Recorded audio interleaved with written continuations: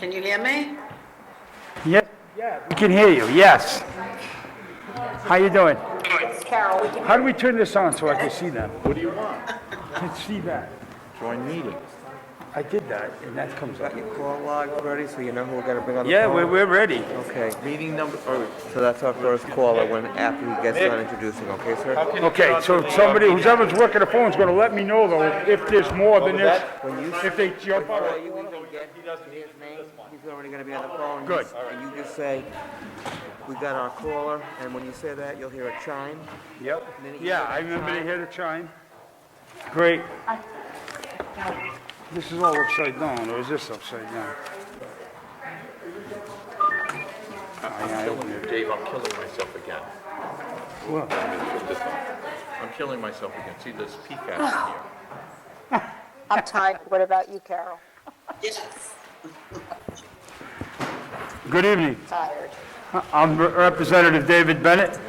Welcome to the House Committee on Environment and Natural Resources. Lou, could you do a roll call? Chairman Bennett. Here. First Vice Chair Phillips. Present. Second Vice Chair O'Brien. Representative Carson. Present. Representative Cortrivan. Representative Benton Fung. Present. Representative Fogarty. Present. Representative Handy. Representative Knight. Representative Mazakowski. Representative McEntee.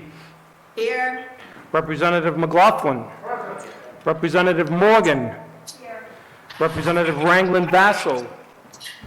Representative Speakman. Here. Chairman, there is a quorum. Thank you.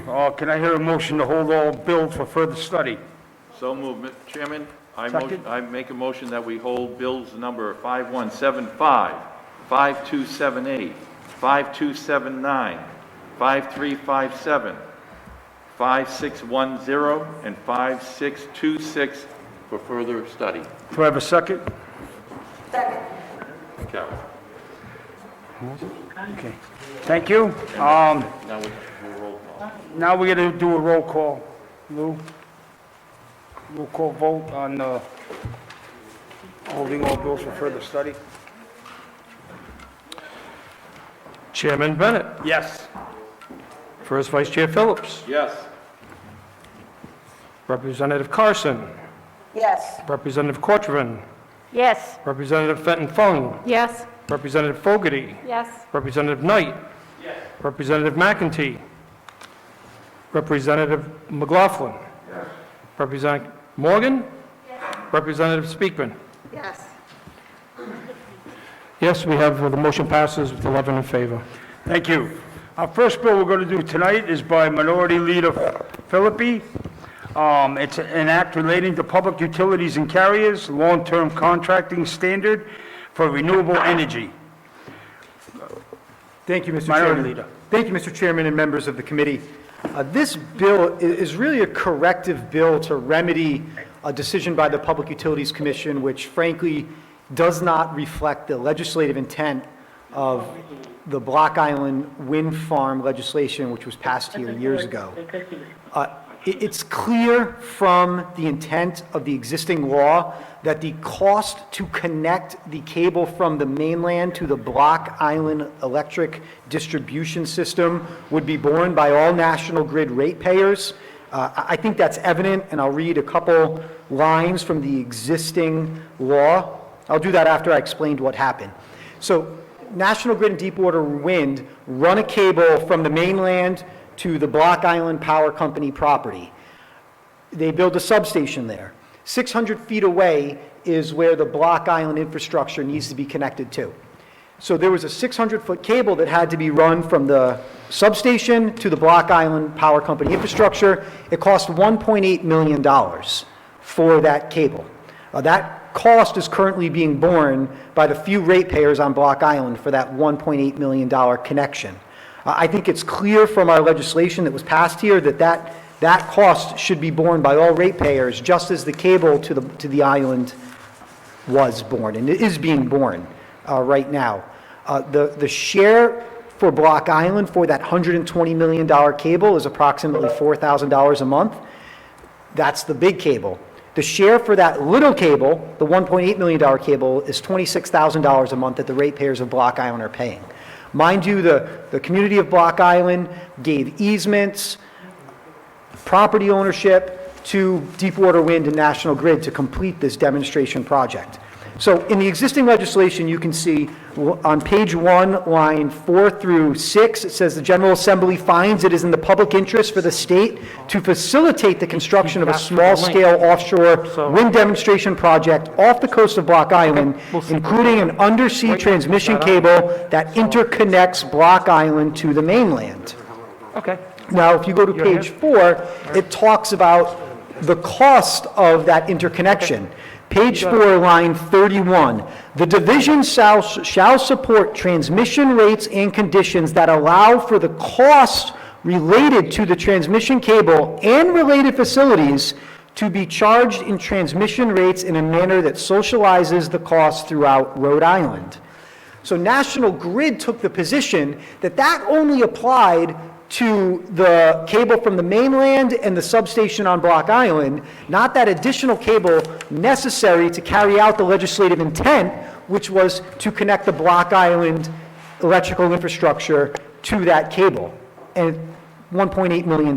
So what this does is it corrects a poor decision by the Public Utilities Commission and clarifies that it is the intent of this body that the full interconnection costs from the mainland cable to the BIPCO electricity infrastructure is to be borne by all ratepayers. I think it was pretty clear during the public debate and testimony and everything that went on in here 10 to 12 years ago about the Deepwater project that all costs would be shared and that Block Island wouldn't be out as much as it's been out, and that we would be treated more fairly. And frankly, we haven't, and it really needs to be remedied. Because I don't know what communities are going to stick their necks out like Block Island did for the state if what's happened happens again. Past is prologue, and I think other communities should be very wary about participating in statewide energy development if they're treated like Block Island has. So there's experts I know that are going to testify that can really get into the details. I've given a broad overview, and thank you for the committee for entertaining this bill. Thank you, Leader. Any questions for Leader Filippi? I do. Representative Yes, I have a Speakman. Thank you. Leader Filippi, so this provision would have all of the ratepayers in Rhode Island help lower the bills of the ratepayers on Block Island, is that right? Yes. Okay, and Yes. I'm thrilled to find the common ground where you're using the word socialize, which is related to the word you know what. So it's nice to know that we can all help each other. I really appreciate that. Leader Thank you. Filippi, and I knew we had common ground, so happy to help out. Thank you. I know that is a common term of art when working with public utilities, and I appreciate you focusing in on that word. It does have to do with sharing the burden. Yes. Certainly, when we're talking about a statewide electric distribution grid, all ratepayers do share that burden. I agree with you. Thank you. Representative Carson. Yes, thank you very much, Chairman. Leader Filippi, I have a question. So have the ratepayers been paying for this all along, and then they would get some kind of reimbursement once the costs were distributed to the rest of the ratepayers in Rhode Island? How do you see that accounting working? You know, that's something I think the experts may be able to clarify, but I believe that would be part of any subsequent PUC proceeding, whether the money already paid in, the $26,000 a month that the few Block Island ratepayers are paying, how that will be recouped. I believe that would be part of a PUC rate case, but I think the experts can get into that. Thank you. Thank you. Representative Knight.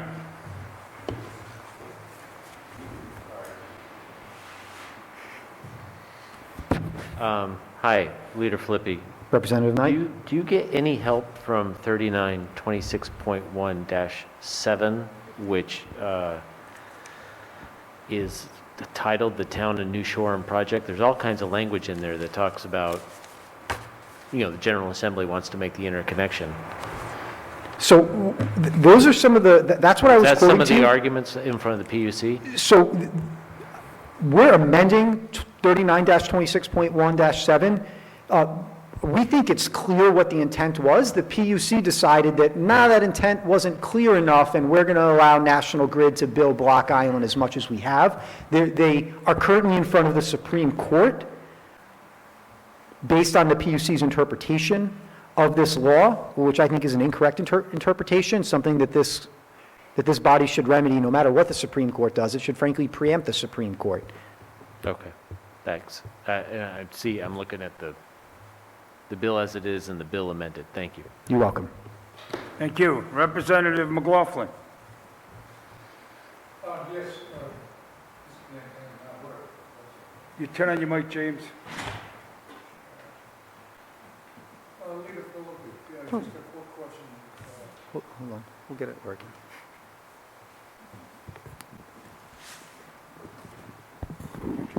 Thank you. Yes, Leader Filippi, Here we go again.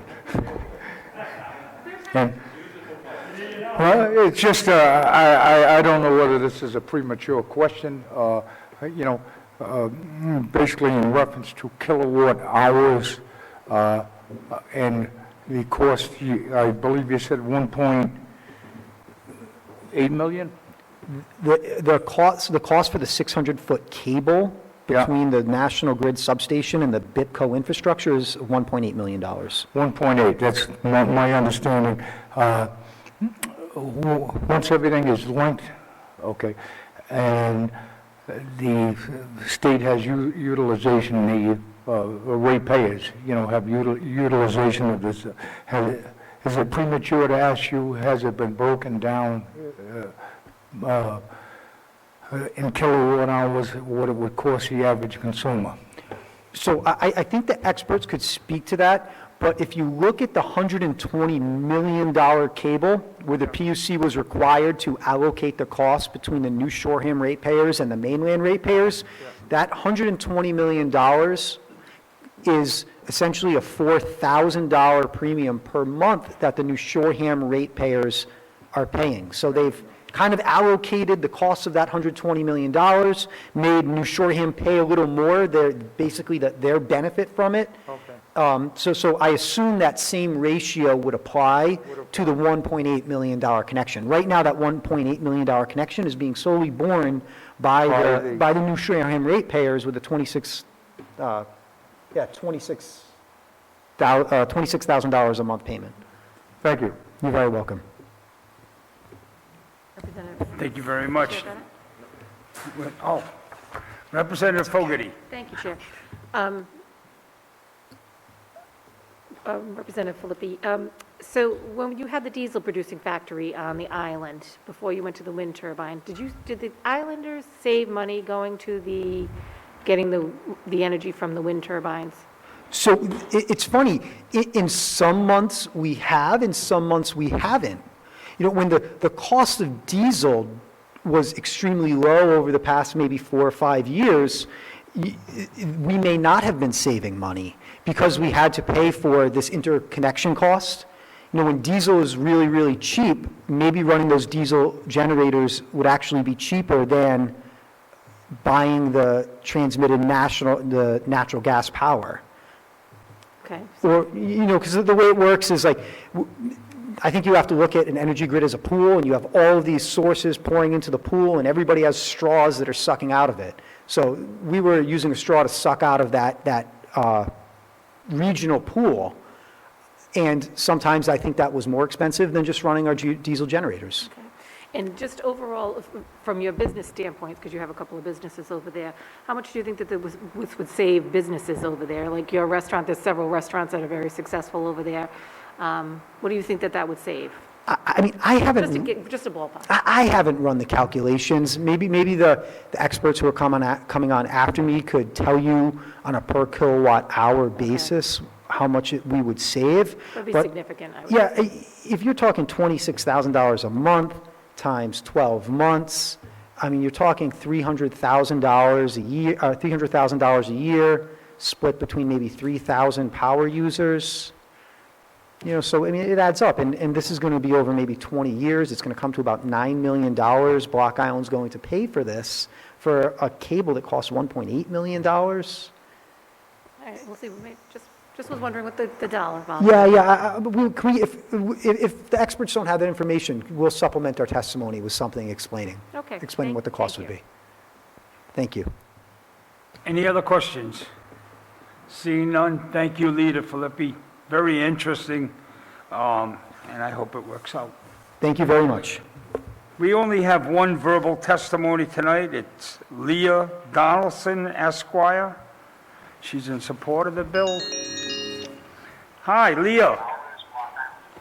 Leah, can you hear me? Yes. Hi, this is Representative Bennett. You're with the House on Environment and Natural Resources. The floor is yours. Good evening. Thank you. So I was watching a little bit of what Representative Filippi was saying, but of course I'm running a little delayed, so I hope I don't repeat anything, and I know that you guys had some questions hopefully I can help with. So I serve as regulatory counsel to the utility district, and so hopefully not to repeat too much of what Representative Filippi said, but of course, this bill, the purpose of this, the sole purpose of this is to clarify what we thought was clear in the bill to begin with, but of course, the PUC and National Grid argued otherwise, and the PUC has ruled in their favor that, the General Assembly intended that the costs associated with the Town of New Shoreham project were to be shared by all the ratepayers through transmission rates. And, of course, the policy goals that are found in the Act, the Town of New Shoreham Act, which is 3926.1-7, I believe, include the connection from Block Island to the mainland via the undersea cable and reducing adverse environmental and health impacts of fossil fuel energy sources and promoting development of renewable energy sources.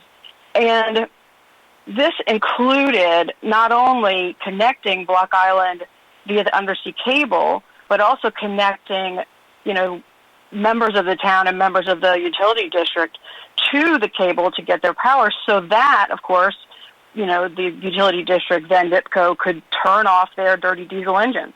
And so if we hadn't connected to the mainland, those engines would still be running now, even with the wind farm right off the shores of Block Island. Right now, of course, National Grid is charging the utility district and its members the millions of dollars for those facilities. And one of the arguments that was made was that it was optional for the utility district, that there was no requirement under the Act for the utility district for the town, to connect to the mainland power. And that just doesn't seem, to me, plausible under the Act, but that's how it was interpreted. And therefore, since it was optional, then therefore National Grid is going to charge all this to the utility district and, via that to the members and the residents of Block Island. And so that's why we are asking for this clarification to show that this is what was originally intended, was that, that this was to be borne by and shared by all of the grid, all of the Rhode Island electric ratepayers, and not just borne by the folks on Block Island. Now, one of the things I don't know if this was already touched on, I didn't hear it as I was listening, is that also within the Town of New Shoreham Act, the General Assembly back when it was originally passed, they saw that Block Islanders would be receiving a benefit, right, by getting this power from the mainland brought out to the island, and maybe it would hopefully reduce costs associated with diesel, et cetera, et cetera. And so because they were going to get this benefit, there is this, I call it, they want Block Islanders to pay their fair share, and that's my words. Those are not words in the Act, of course. But there is a way that they've structured transmission rates such that folks on Block Island pay a ratio higher than for mainland customers, so that Block Islanders are always paying a bit of a higher transmission rate than folks who live on the mainland and aren't getting the immediate benefit of that other than the wind farm.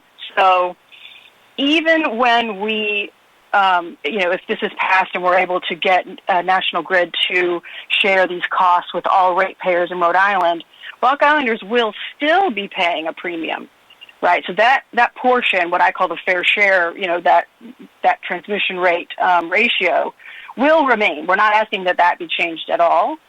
So if for anyone who is concerned that Block Islanders should have to pay their fair share since they're getting the benefit of this, that does remain in the act even after we clarify that all costs associated with the project itself should be shared by all ratepayers.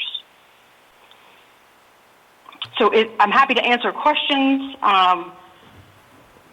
Thank you. Any questions for Thank Ms. you. Donaldson? Vice Chairman Phillips. Thank you, Chairman. Ms. Donaldson, I'm trying to understand the concept right now. We have a cable that's going from the mainland to Block Island, or the mainland to the wind turbines? Great question. So there are two cables. One goes from the turbines to Block Island, and another that goes from Block Island to the mainland. And Block Island is the place where that, it comes ashore there, and then it goes to the mainland from there. And then Block Island Utility District and its members connect from there. And as Representative Filippi said, that's where they drink from their straw, which is from there. Okay, so there is the cable that goes to the mainland goes straight to Block Island, and the main cable from the turbines are going from the turbines to Block Island, then refitting down to the other cable that goes to the mainland, if I'm trying to understand correctly. In a high, yes. It's of course way more complicated than than I could possibly explain, but because it's above my pay grade. But yes, that is exactly how it works. As it comes to Block Island, there are many technical details that happen there, and then it goes through a separate cable, the undersea cable, to the mainland from Block Island. Okay, so there would be no power to the mainland unless we had the cable that went from the turbines to Block Island. That is true. So and just to be, that is absolutely true. And then they then go off to, there's an additional set of, let me make sure I use the right term. There is 2 steel poles, there's a substation circuit breaker, and there's about 600 feet of wire that then connects that portion to Block Island's ability to then feed that out to its residents. Okay. And so that is the part that they're saying that Grid has said, this isn't. We're not going to share any of that part because that's only for Block Island. Even though, without attaching that to Block Island Utility District, we wouldn't have been able to shut down the diesel engines. We would, So it's an interesting argument that they've posed, but it doesn't read with the goals of the act at all. Okay, thank you. Mm-hmm. Any further questions? Representative McLaughlin. Yes, thank you so much, for you defining both the substation, so on and so forth. I guess the main focus of the bill, the correction of the bill, which Representative Filippi is introducing, I'm looking for the original intent of the project itself. When I say that, it was to maintain power to the mainland and Block Island, correct? So based on the verbiage in the original bill, there were three goals.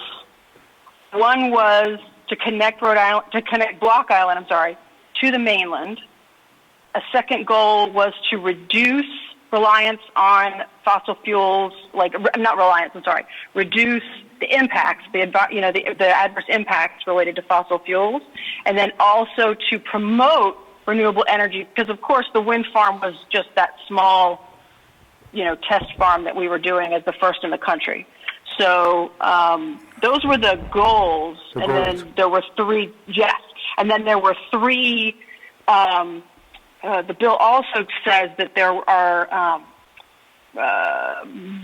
three aspects of the project. That's my words, not in the bill, but there's three aspects of the project that are covered under the bill, and that was creating the offshore wind farm off the coast of Block Island, creating an undersea transmission cable from Block Island, to the mainland, and then any facility related to the wind farm or any facility related to the transmission cable.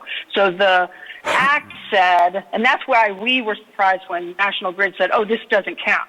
But the Act says that facilities related to the wind farm and to the transmission cable should be shared by all Rhode Island electric ratepayers.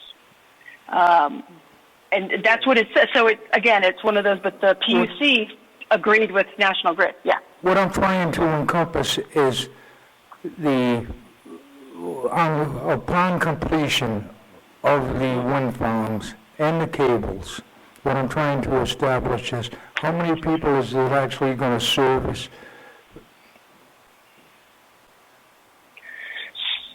You mean, so now the wind farm, the power gets fed into it gets fed into our transmission lines. It gets fed, so we all in Rhode Island receive power from the wind farm. So that's was the intent of my question. So it will be beneficially statewide. Absolutely. Is that correct? All right. That is correct. Thank you. Thank you. I have a question, sir.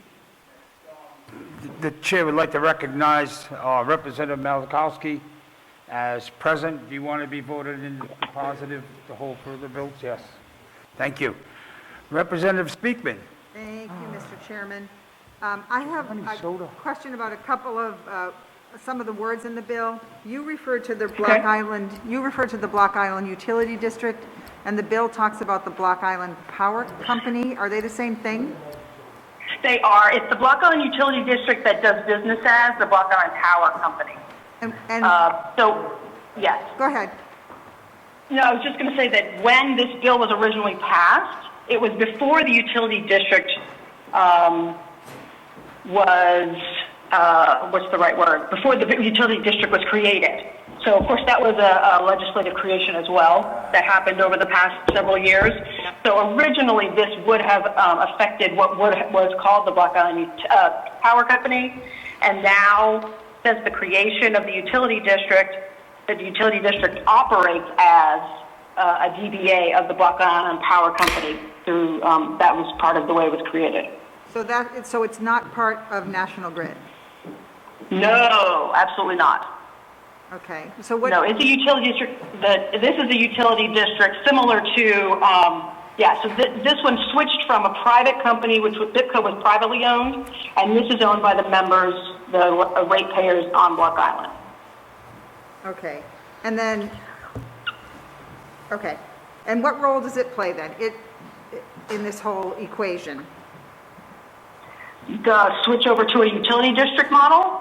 What role? What does the utility district do? Oh, so the utility district is basically the version of National Grid on Block Island. So it's a small. It does the transmission of power, just like National Grid does here for us, for folks who live on the mainland. But instead, there's a small company, which is now this publicly, owned utility district on the island. So for a long time, of course, the Block Island Power Company did it all through diesel and they weren't connected to the grid. So now the Block Island Utility District purchased, just, you know, high level, they purchase power and distribute it to the residents of Block Island, and they work with grid to receive that power, but once it gets to them, it is the Block Island Utility District that distributes that power. So folks on the mainland buy their power directly from National Grid, They can, yes.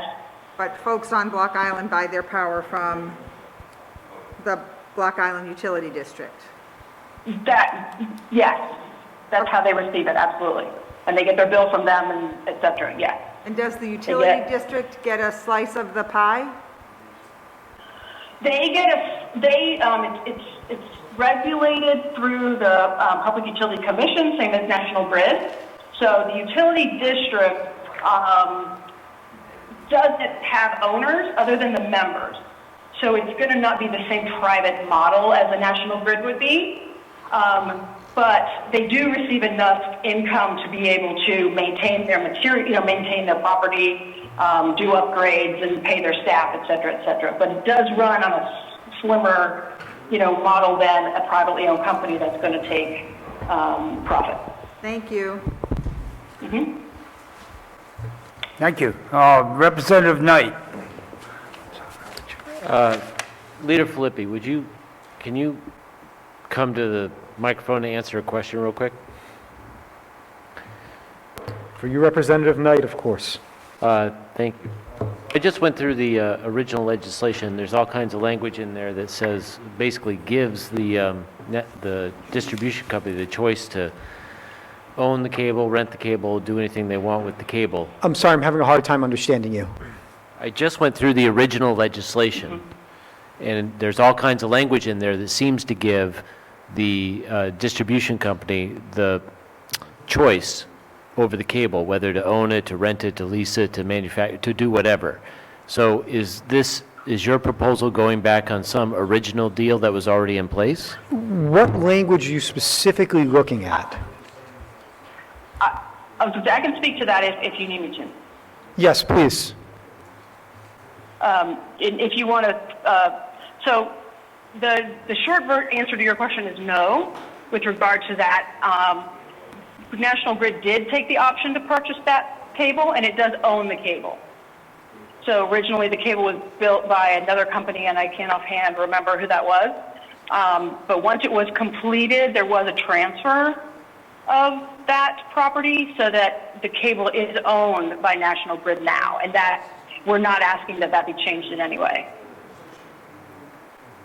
So you're saying because Does that answer the question? Yeah. So you're saying, so the National Grid now owns the cable, but declines to pay for the side cable, right? I mean, that's the problem. Oh, so, okay, that's a great question. They own the cable, the undersea cable. They also own the cable on land that comes to BIPCO, and they will continue to own it. We don't, BIPCO does, I'm sorry, not BIPCO, the utility district doesn't own it, but they are charging us for that work, even though Grid owns it. National Grid owns the, the substation circuit breaker. They own the steel poles that connect the wires that are going to come. And I wish I was there in person. I could show you guys a map of these facilities. Those are owned by National Grid. They will remain owned by National Grid.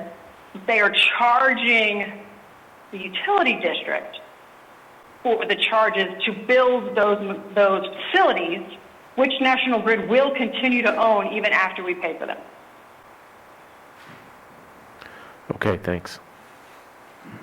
I'll also add, Representative Knight, that in order for this project to come to fruition, the town granted easements for virtually no consideration, an easement for the cable to come on the town beach, to go over the town roads, to get property in BIPCO, to build the substation, did all these things, and then it was only at the very end that it was said, oh, now you got to pay for the cable, town. frankly, I can assure you that if we knew that would be the position that National Grid would take and try and dump all the cost for this on us, the town would not have been so generous granting all of these highly valuable property rights to National Grid and Deepwater Wind. Now, there was an assumption going on that was a bait and switch at the last minute. Sounds like someone could have done better for the town way back when. We are where we are, Representative Knight. You know, you expect people to operate in good faith. Representative Corcoran. I have a question for, I think for the witness, or maybe Representative Filippi. So the $26,000 per month over 20 years, does that's much more than 1.8 million for the cost of the cable. Do you have any idea what else is included in that cost? Or can you explain the 20-year duration? So under the way that National Grid is currently categorizing these facilities, the cost includes not just the building, the actual construction of the facilities themselves, but the maintenance of those facilities. So I believe that right now the utility district has to pay annually about $338,000, and they will have to continue to pay that over the life of that connection, and we just, we presume that the life of that connection would be 20 years. But of course, if it lasts longer than 20 years, they will continue to have to pay it because of the way that National Grid has categorized these facilities at this point. I can go into that more if you want me to.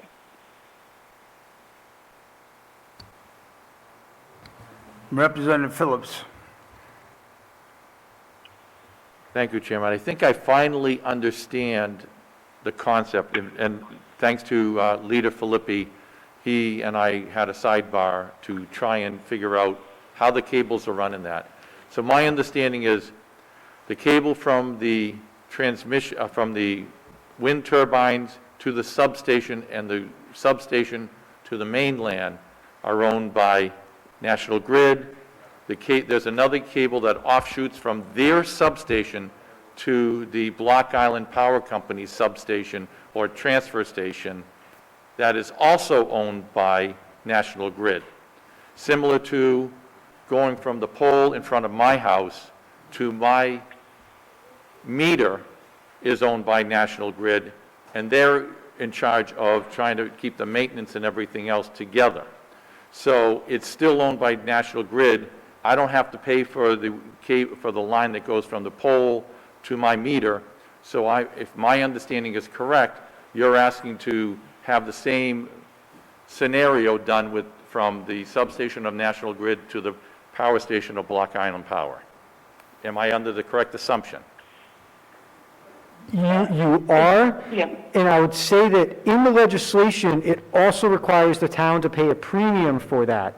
So conceptually, you're 100% correct, but the town, if this legislation were to pass, the town would still be paying, Block Island Utility District would still be paying a premium for that connection more than all ratepayers.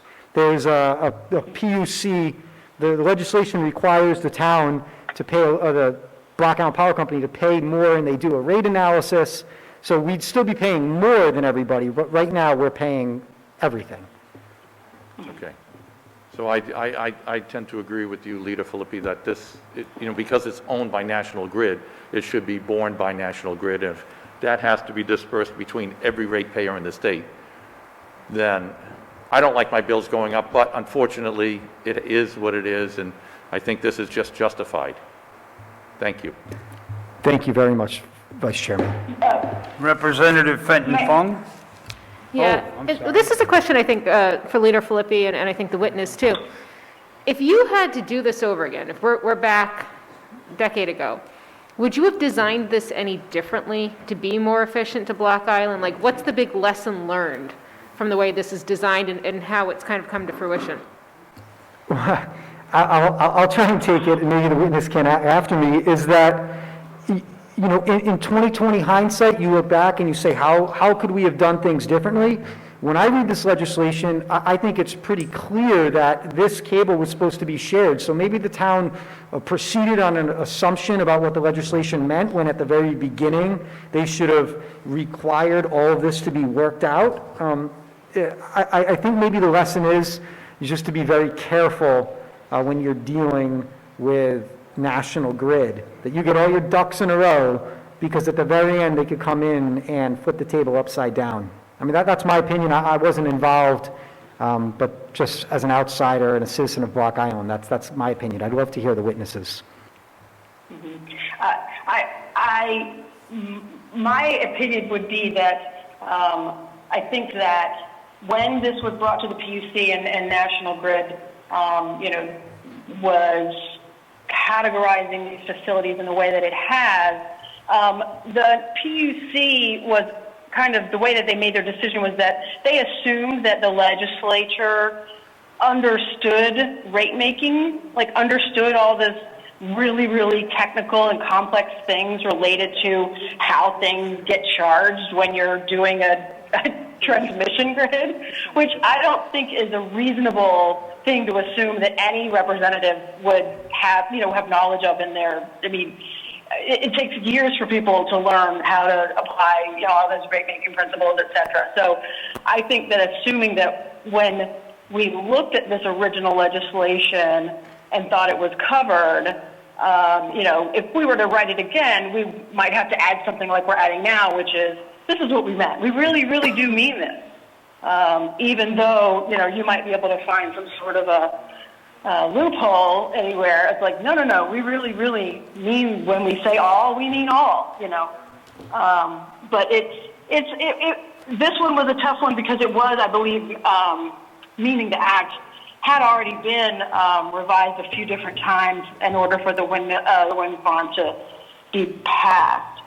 So, to be approved by the PUC. So I appreciate, I appreciate that greatly, because I think many of the issues that are going to come up in front of us and in front of cities and towns over the next 2 to 3 years are all these energy siting when we're talking about renewables.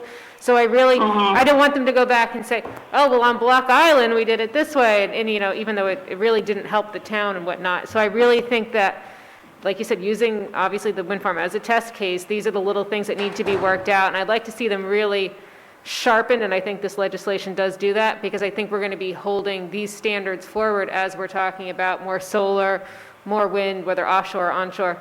I think these are all issues that we need to get right on this one, so that as we go and continue with energy siting in the future, that we have a much more solid case to build from. So I appreciate your efforts here, Leader Filippi. Thank you.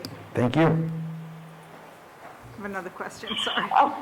Representative Speakman. Sorry, just one more, I think. So in the document we received from National Grid, they say that this proposal, if we adopt this legislation, it would substantially impair, I'm quoting, substantially impair the existing service agreements that BIPCO representatives executed to implement the transition cost recovery under the existing Town of New Shoreham statute, and which FERC accepted. And then it says, and so if this happens, this modification would have to be submitted to FERC, for the Federal Energy Regulatory Commission, for approval. Do you agree with that it will have to go on to FERC? I wasn't provided that by National Grid, but I'll give the expert a chance to respond. Okay, thank you. Absolutely. So thank you. I do agree that this would have to be approved by, the bill would not have to be approved by FERC. The act would not have to be approved by FERC.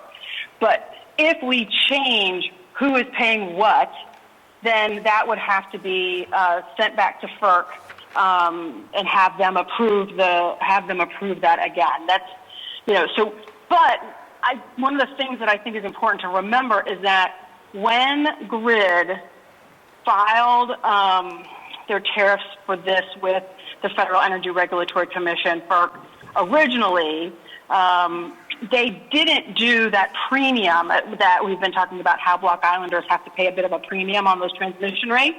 So under the Act, Block Islanders have to pay a premium. National Grid forgot to put that in, and so originally this thing was approved by FERC without that premium. Of course, National Grid had to correct that already and send it back to FERC and say, we made a mistake in accordance with this act, the way that we, that means that we have to do this premium. Here's how we're going to do it. They submit all their stuff, and FERC approved it. So if this is clarified and National Grid is told, yes, you need to share these costs with all Rhode Islanders, National Grid would need to revise its tariff, go back to FERC and say, this is what we need to do to comply with the Town of New Shoreham Act, or whatever, this revised Town of New Shoreham Act, if this was passed. Does that help? Yes, it does. Thank you. Any further questions? Seeing none, thank you, Ms. Donaldson, for your testimony. We also have your written testimony. That concludes the verbal testimony on this bill. Representative Filippi, you have anything else to say? I just want to thank the committee for their attention, and you, Chairman, for running a great night. Thank you. Thank you, Leader. We have written testimony, and I want to remind people that you can go on the General Assembly main page or home page. There's a box in the right-hand corner. It'll say Documents. You click on that, you go under the Environment and Natural Resources Committee, and you'll be able to read the testimony. We have written testimony from National Grid, who's against the bill. We have written testimony from Conservation Law Foundation, which is for the bill. That concludes the hearing on 5357. The next bills we're going to do, we're going to cluster and bundle. We're going to be doing 5175 by myself, 5278 by Representative Edwards, and 5279 by Representative McGaw.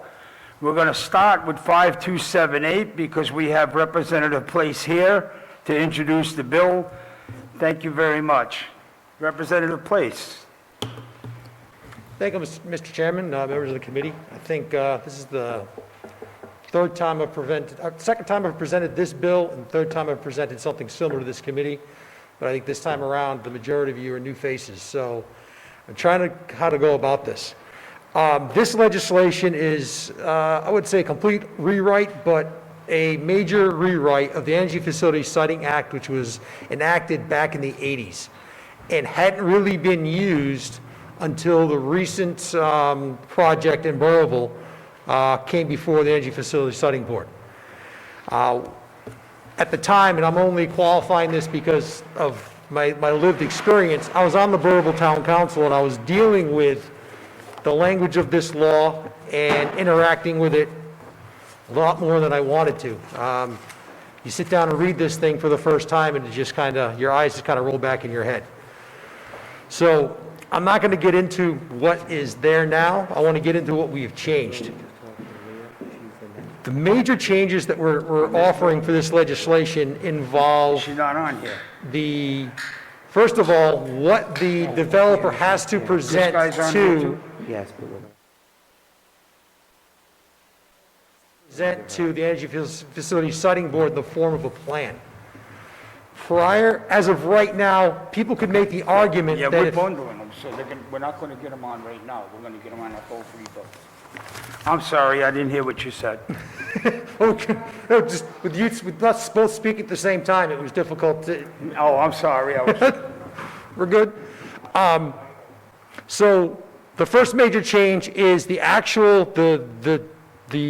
complexity of the plan that you actually have to present at the Energy Facility Siting Board. The Energy Facility Siting Board is in essence the planning board for major major energy facilities in the state of Rhode Island. So the argument could be made, based on the way the law is written now, you as an individual would have to present a more complex plan to your planning board for a garage than you would for a power plant before the Energy Facility Siting Board. And that was really brought to light based on the number of informational requests that went back and forth between all the experts that had to come in to study this thing. So the company came in and presented a plan. There was almost nothing there. There was no detail, nothing. Again, you had to have more detail in a garage before your planning board than this $1 billion major piece of energy infrastructure. So what we did is we took existing law dealing with major land developments, and we incorporated that into this legislation. So we used the model that's been used successfully for many years, and we incorporated that statute, and we used that standard for the new standard for any future development within the state. So that was the first major change we made to it. And again, that's the best way to simplify it. The next major change from the standpoint of the host communities was, first of all, we allowed them to be interveners or to participate in the process before the EFSB by right. Prior, anybody who wanted to, if the host community wanted to actually take part in the energy facility siting process, you had to petition the Energy Facility Siting Board and get their permission. It's not that they've never denied that before, but it's just the backwards nature of that. This thing's going to go into your town. You still have to petition to argue for or against it, or just to argue for your community. So we wrote that into the law to allow for the community that's going to be hosting it to actually have the right to sit before the EFSB and participate in the process. The second major change when it comes to a municipality that we put into law was the amount of reimbursement. So it's a $1 billion, the project in Borough was going to be a $1 billion project. Highly complex engineering. You talk about specialists and needing specialists upon specialists. This is the example of it. Under the current law, the municipality has only access to $100,000 or 1/10% of the construction cost, whichever is less. So in other words, in order to hire all the experts you need to study this complex piece of in essence, one big machine, you get $100,000. And I can tell you, before I left the town council in Burrillville, we had spent probably almost 10 times that. And if it hadn't been for certain deliberations, we just wouldn't have, the town of Burrillville would not have had the money to even study this project, let alone make a decision as to whether or not it was in the best interest of their community. So what we did is we incorporated, we kind of flipped the script a little bit. For the study of the project, we authorized $150,000 or 1/10%, whichever is greater. So $1 billion project, 1/10% of $1 billion project, about probably around, what was that? I don't know, someone do the math, around $1 million, I think, if you bring the decimal points back.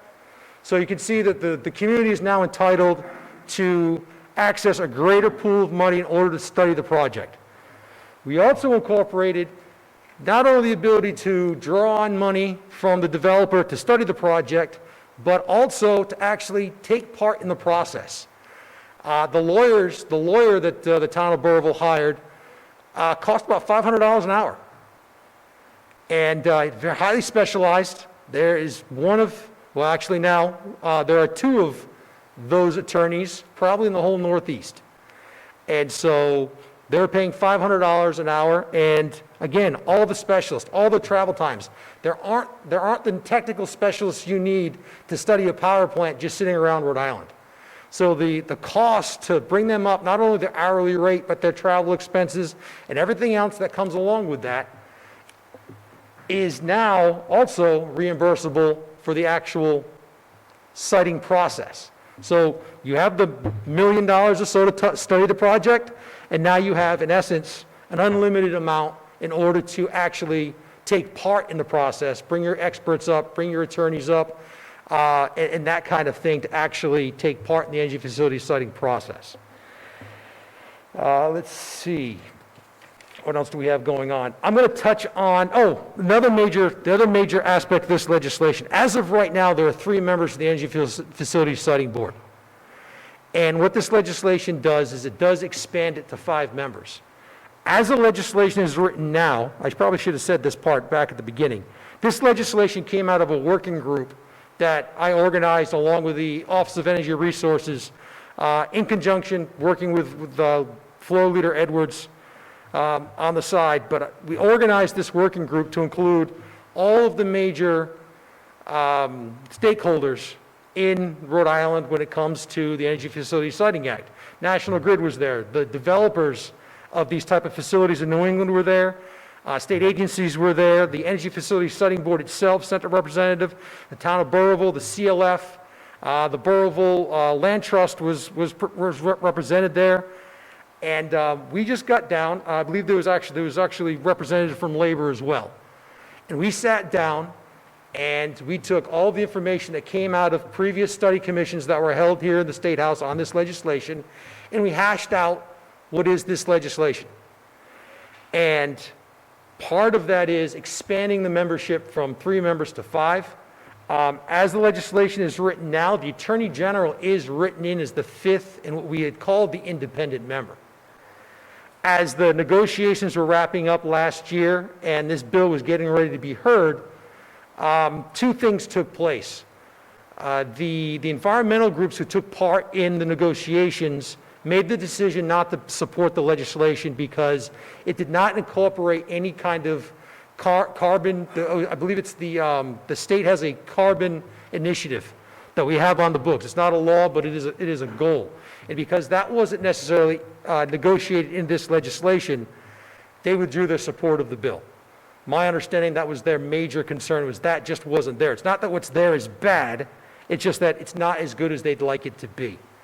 And the understanding was very clear at the beginning that for some of the stakeholders in that room, that would be including that in this legislation, that could be that would cause the bill to fail in the Senate side of the General Assembly.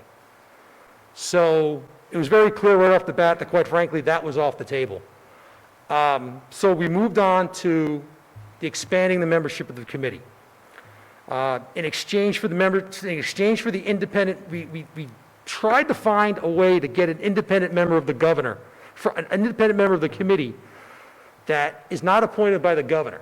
And if you look at our separation of powers constitutional amendment, unfortunately, we were very limited. And at the time, the Attorney General, in limited conversations, we had come to a tentative agreement that the Attorney General could, or his designee, could fit this particular role.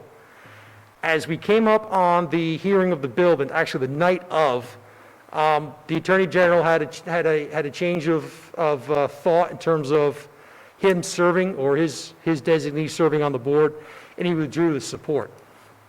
So we lost sort of the coalition that was there to have the independent member from the governor. So we fell back to a previous version of the legislation. I think actually it was a compromise bill that Chairman Bennett had actually sponsored in 2019. And so we looked at the way in which he had written into his law, and he identified the 5th member to be a member of the public with certain professional qualifications. So if you don't mind, I have that would be a sub A, so I have that legislation here, that language, that would be our recommendation.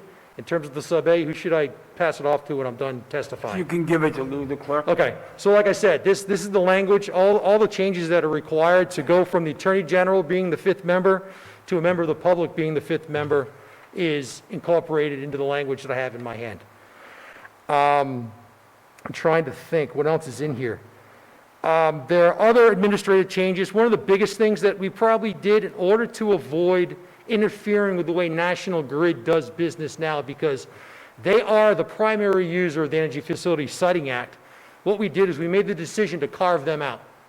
So any changes that we made to the Energy Facility Siting Act dealing with major power generating facilities doesn't impact National Grid in their day-to-day business and their day-to-day interaction with this legislation. So with that done, again, that allowed them to stand back, and my understanding is at bare minimum, they're neutral on this legislation because we were able to do that. I'm trying to think if there's what else is in here. It's been written and rewritten so many times. I've been working on this. First time I read this bill was in 2016. So at one point in time, I damn near had the legislation memorized. You do not want to be an expert on a power plant. Just way too much stuff. I'm trying to think. I think those are the major points within the legislation. And if you want, I'll go ahead and start and entertain some questions. And if you saw something in there that I missed in my briefing, I know it well enough to go ahead and take on the questions, so please ask. Representative Fenton Fong. Representative Place, thanks so much for obviously putting in so much work to this. How do other states structure their siting boards? Do they have members of the public, or were they using attorney general? What are the other bases around the Northeast? They do, most of the other boards are larger. They don't have the restrictions we have in terms of the separation of powers. Because of the way that it's interpreted by, I don't know if it's been adjudicated to the Supreme Court or not, but the standard right now is the Speaker of the House and the Senate President can't make appointees to executive boards, like the Energy Facility Siting Board. So that option would be out. If you go to another state, that's an option that they have. Their legislative bodies have the ability to appoint people to boards like this. So they're able to expand the membership and decrease the influence of the executive in these kinds of decisions. So again, we tried our best in order to find the best balance, because you don't want too much influence from the executive in a major decision like this. But unfortunately, the way our Constitution is written and interpreted, the closest thing we could get is what we had on the table. Okay, I appreciate that. Thank you. Any further questions? Representative Knight. I just want to commend you for all the effort that you put into this. This is how, the only way this stuff gets done is when people roll up their sleeves and dig in, so good job. Thank you. Thank you. Any other questions? Okay, now this bill's going to stay in play because we're going to go to the verbal testimony and as a bundle. So thank you, Representative. If you want to hang around for the verbals. I'm probably going to hang just in case any other questions come up or as time goes on. Excellent. Thank you. The next bill we're going to do is 5279.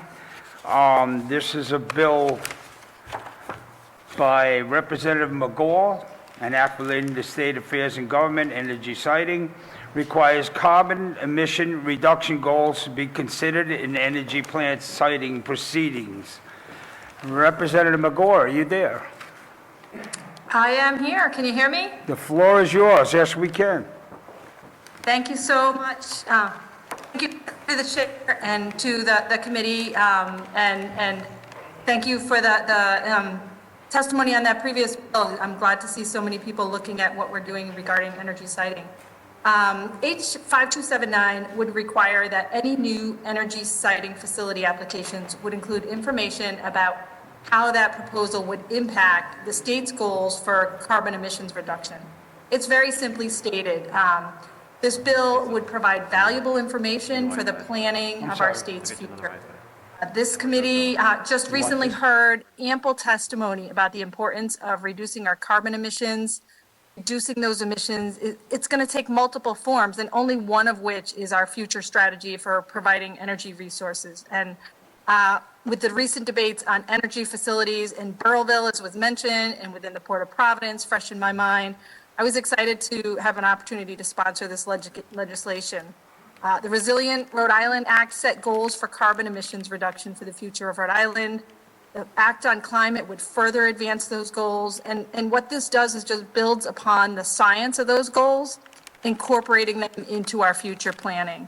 The inclusion of information about a facility's impact on the state's long-term carbon emission goals is just a step towards ensuring that our state advances towards the clean energy future that we're looking for. Thank you. Any questions? Any questions? Seeing none, thank you very much, Representative. We're going to keep your bill in play for the verbal testimony, but we're bundling. Thank you. Thank you. The next bill we're going to hear is 5175 by myself. It's an Energy Facility Siting Act, provides that applicants, licensees for fossil fuel electricity generating facilities invest in renewable energy facilities in conjunction with the fossil fuel facility construction. This is keeping in step with to lessen our dependence on fossil fuels and increase clean energy renewables. In the case of a fossil fuel facility, there'd have to be a plan to construct one or more renewable energy facilities in conjunction with the construction of the proposed fossil fuel facility. The aggregate estimated cost of the investment in one or more of the renewable energies would be no less than 20% of the estimated costs of fossil fuel facility. Thank you. I'll take any questions. Seeing none, we're going to move on to the verbal testimonies. Our first up is Leah Donaldson. She's a busy woman tonight. Leah, are you there? Nope. I got to wait for the little angels to come down. Here we go. Hi, Leah. Welcome back. Nope. That's a double hit. Leah, can you hear me? What is happening? Hello? Hi, Leah. Hi, yes. Yes, welcome back. Go ahead, the floor is yours. Why, thank you. I hated to leave you guys. I did get to hear, I'm testifying specifically on H5278, which was the first bill tonight. So, in this, what do we call it, bundle.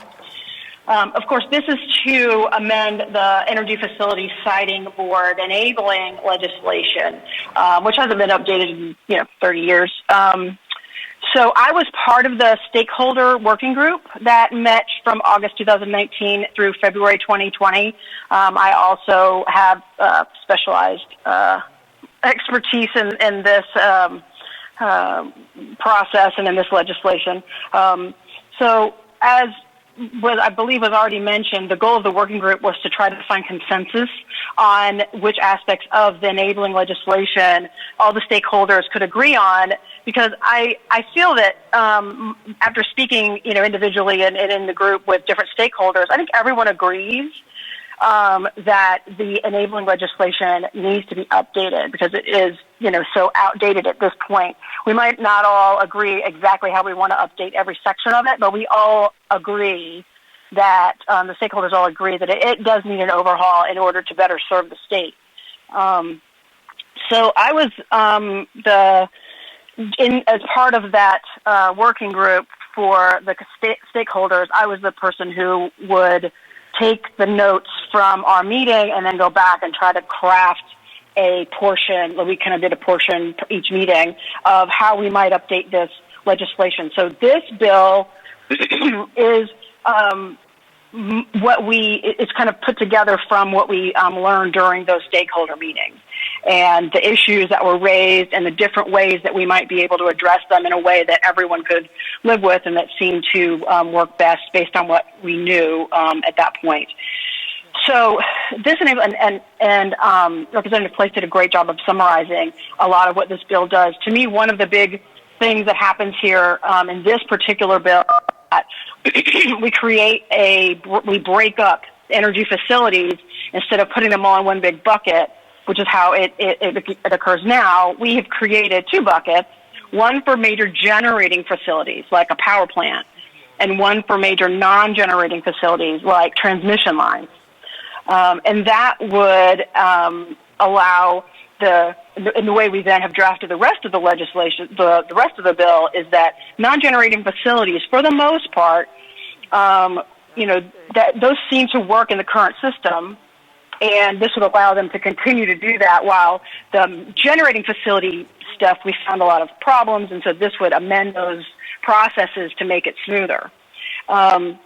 Another thing that this legislation does is it creates a public advocate, which protects the public interest in matters before the Energy Facility Siting Board. It also creates the option for a hearing officer that could conduct certain hearings for non-generating facilities. And it does, there was a lot of, in the last Energy Facility Siting Board generation application, there was a lot of issues and delay related to materials that needed to be there for the application to be complete. And so one of the things that we tried to do in this bill was clarify what needs to be there and allow the agencies that work with the EFSB to help ensure that an application is complete before it's docketed, which would streamline the whole process once everything gets going. Once it's docketed, you want to move through it as quickly as possible, while reviewing and doing all the right things. And so in order to do that, you need, certain documentation and materials, et cetera. And this would really help streamline that process. One other thing that I don't think Representative Place mentioned that this one does is that if there's 2 or more applications that have been filed that are related to each other, this would, I believe we require the EFSB to consider the cumulative effects of those 2 applications so that, 2 things that are related but are, have been separated into 2 different dockets, we're going to look at how those might be cumulative, like that cumulative effect on that community or on the area where that would take place, rather than instead of creating a false separation between those 2 applications. So that's a quick summary. And as with the previous bill, I'm happy to answer any questions folks might have. This is, I know it's a tough one to, wrap your head around sometimes. Representative Place would like to add something, so go ahead, Representative Place. So one of the things that Attorney Donaldson had mentioned was we codified in the law and actually identified the public advocate. The public advocate being the Attorney General. The Attorney General, as we state in the writing of the legislation, recognizes that that office already has the constitutional authority to be the public advocate. So what we did is we wanted to make sure that that was plainly written down in this legislation so that folks understand. Again, we went through a lot of back and forth in terms of what is needed for the board, a public advocate being one of them. And the one caveat I'd say is I had a conversation with the Ryan Holt just before I came up here.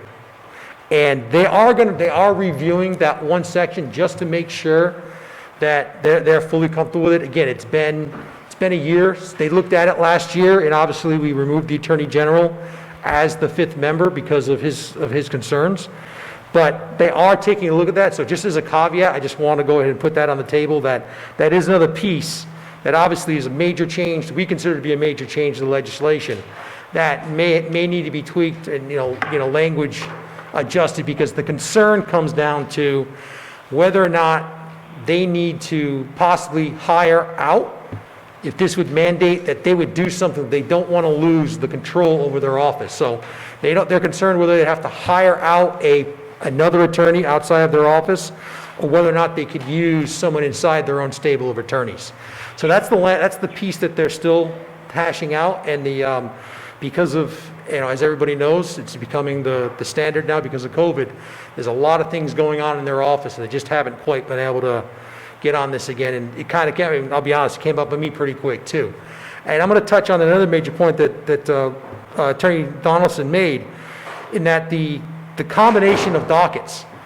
So when you have a major facility like this, you have multiple projects that, under the old law, are separate projects. So you have the power plant project, then you might have a gas line project, then you might have an electrical line project. Under current law, those 3 projects are viewed as independent of each other, and so their cumulative impacts that they have on the area in which they're being proposed in have to only be looked at based on that one project. This legislation states that when the EFSB looks at a major project like this, they have to take into consideration not only the footprint of the generating facility, but also the gas line that may feed into it, also the power lines that may feed into it, all of the disruptions that could possibly come along with those aspects of the project as well. So again, it just brings everything into one place so that we're looking at the project and evaluating for what it really is, not one major and then 2 small projects sitting on the ancillary somewhere. And could I add a little bit to that? Please. So with regard to the different dockets, different projects being combined, I did a review of all the dockets that have ever come before the Energy Facility Siting Board, and the most recent large one that everyone in the state's familiar with was the first time that 2 different applicants put in for a project that would have had a combined, a combined impact on the area where it was placed, and that's because one applicant owned, like you're saying, Representative Place, that one applicant owned the transmission line project, and a different applicant would have owned the power plant project. Previously, it would have been the same owner. The owner would have owned the transmission line and would have owned the power plant, for example. So it would have all come under one application. So whether those applications, it makes sense that the different applicants have put in different applications, but they are, they are related projects. So this way, we're sure to make sure, we're sure to account for them that way as related projects.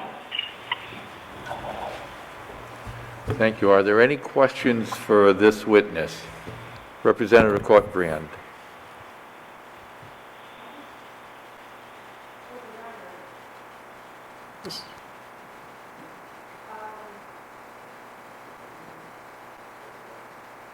Sorry. For the record, would this would only apply to power generating facilities, not like an LNG facility related to natural gas transmission or a renewable energy? Can you explain what types of projects this legislation would specifically address? Absolutely, that is an excellent question. This does not change what the Energy Facility Siting Board has the power to approve or have oversight over. So right now, and this again doesn't change, the Energy Facility Siting Board has oversight over any generating facility that operates at 40 megawatts or more. So, for example, a small solar, project that was below 40 megawatts wouldn't come under the purview of the EFSB now, and it wouldn't come under the purview of the EFSB under this bill. There's also non-generating facilities that currently the EFSB, approves, for example, transmission lines, LNG, so it could be an LNG facility for conversion or transfer or storage. All of those are things that, if they currently are supervised by the EFSB, they stay that way. We do then, we have created like this imaginary buckets now where we're going to have certain requirements for generating applications to create a generation facility, and then you have other requirements if you're putting in a facility that's not generating and instead it's storing or it's transmission, right? So it's not generating power. That's the delineation we've made in this bill. But it doesn't change which projects would be approved by the EFSB, as opposed to, if it's a smaller project, it goes through the normal municipal approval process that you would go through, for any project like that. Yeah, does that help? During the process, we had discussed bringing in other elements in, but the focal point of the folks that we had brought together was major energy, fossil fuel generating facilities.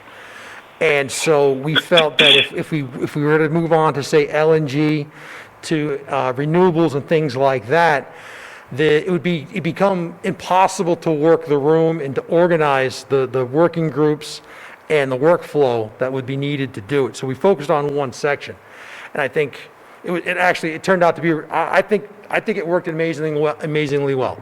I mean, quite frankly, you had the environmentalists and the unions in the room for the first time since this project, the Burwell project, was presented, and we worked very well together. And again, it was a great model, but again, for the purposes of just for their efficiency and focus, we just focused on major energy generating facilities and left the rest of the legislation alone to avoid bringing in other constituencies and things of that nature and possibly complicate the likelihood of passage. Thank you. I can understand why you did that, so, but I appreciate the explanation just for the public and clarity. Sure. I do want to clarify one thing, if that's okay. I don't know that this is not where you were going, but I do want to clarify that our bill does remove, right now, as it stands, the EFSB supposedly has power to approve or disapprove a facility that's going to generate electricity from water power. But that's something federal. There's a federal group that approves that. So this. Leah, you're breaking up. Yeah, you're breaking Am I up, just Leah. hearing? See, that? Yeah. Is this better? Yeah, that's better. Okay, Yes. great. I'm so sorry. I'm not sure what happened. So just to clarify, because I did say that nothing else had changed, but the removal of this statement that the EFSB approves generation of electricity by water power, that's covered by a federal law, so that's preempted out, and so this bill does clarify that and remove that from the thing. And I know that that's probably not what you had in mind, but just to be completely clear on what the bill does, I wanted to clarify that. Thank you. Representative Fenton Fun. Sorry. All right, this will be quick. So there's one issue, and I appreciate the clarification, especially for all of us who here are new on this bill, and it is a rather complicated one. On page 10, line 23, I know that when we do big bills like this, sometimes they can be used as precedent and be like, oh, well, this is how we do it here. We had an issue, or I represent up in Cranston, where a bunch of onshore wind turbines were placed right on the border of our town. I'm sorry, in Johnston, right on the border of Cranston. And really, Cranston didn't have a say in it. So I do not really love line 23 to 24, where it takes out that there should be at least one public hearing in each town or city affected and just moves it to the host community. I think with the issue that happened up on the Johnston, Western Cranston border is an example of sometimes we should be more neighborly. These turbines are enormous, and they're right in people's backyard, and Cranston really didn't have a say in that. So I don't like the precedent that sets, and I just hope that in the future, especially when we're talking about renewables on land, that we really incorporate all communities affected. Just because you're 250 feet over a town border doesn't mean that the neighboring community shouldn't have a say. So I appreciate that. Thank you. Representative Speakman. Thank you, Chairman. Excuse me, I want to thank you for taking out the reference to clean coal technology. That's mythical, and so thank you for removing that. Yes.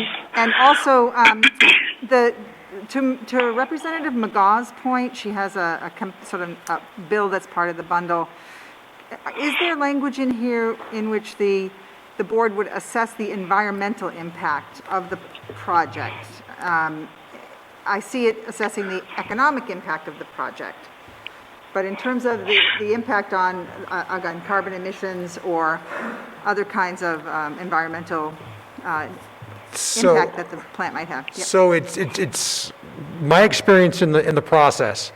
There are certain licenses that the generating facility also has to apply for. And those licenses are applied through there's a clean air emissions permit, and various other permits. And that is where my understanding, the majority of the environmental review would take place, specifically in terms of I think the details you're looking for. In general, it's wide open in terms of the argument that anyone who's presenting to the EFSB can make in terms of the proper nature of the siting of the facility based on its impact to the environment. It's wide open, you It said? is wide open. I mean, my recollection from the town of Berlin, and please, if Attorney Donaldson wants to correct me, but my recollection was, the town of Berlin did focus on the environmental impacts in their arguments extensively during the citing process. While it wasn't necessarily the key point in the eventual decision by the EFSB, it was part of their presentation of the board and what they felt was the misciting of the facility. Okay, thank you. Any other questions? Yeah. Go ahead, Ms. Donaldson. Try to Thank wrap you. it up, So, though. Absolutely. And if I got it wrong, please let me know. It does happen. No. Well, I mean, of course. But what I wanted to quickly, I was trying to skim through the legislation to find an exact page line reference to give you, but I wasn't able to find it in time.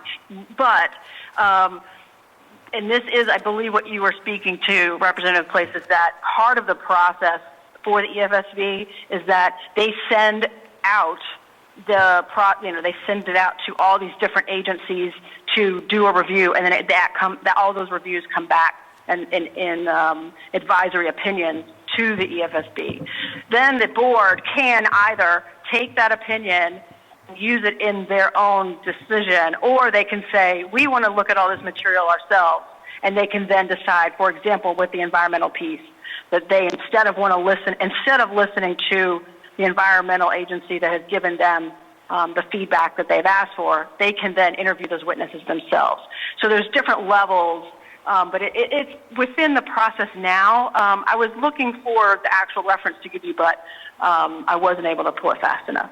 I do see on page 3 a list of things that the board is supposed to take into account, and they are all environmental. Yes. Yeah, is that what you're talking Exactly. about? Thank you. Yeah. Any further questions? Seeing none, thank you very much. Thank you, Representative Place.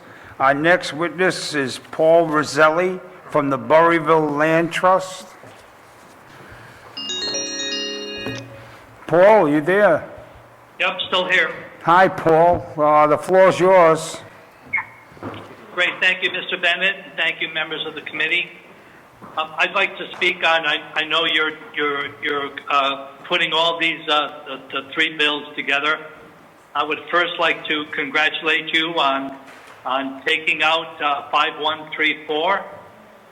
If you don't mind me saying, I thought it was a terrible bill and something that should be dismissed entirely. And I'm glad that it was taken out. Listening to the proceedings tonight, there is a lot of misinformation about what is going on, and what appears to be the way forward is some semblance of finding the truth. For example, it was mentioned tonight that different agencies look at different projects or different parts of the project. That's no longer allowed. I'm no attorney, I'm no legal scholar, but I can read the law. And there is this thing called insubmitable segmentation, which allows states and entities within the state to look at different segments of a project as one project. So, for example, and I promise to be very brief, for example, a compressor station overhaul, some electric lines, a power station, access roads, even parking lots, all together must be looked at according to federal law. And this was an edict that came out of the Supreme Court. And I don't have the citing in front of me, but I know it was a long time ago that said that agencies can look at all of these individual projects as one. That's the first thing.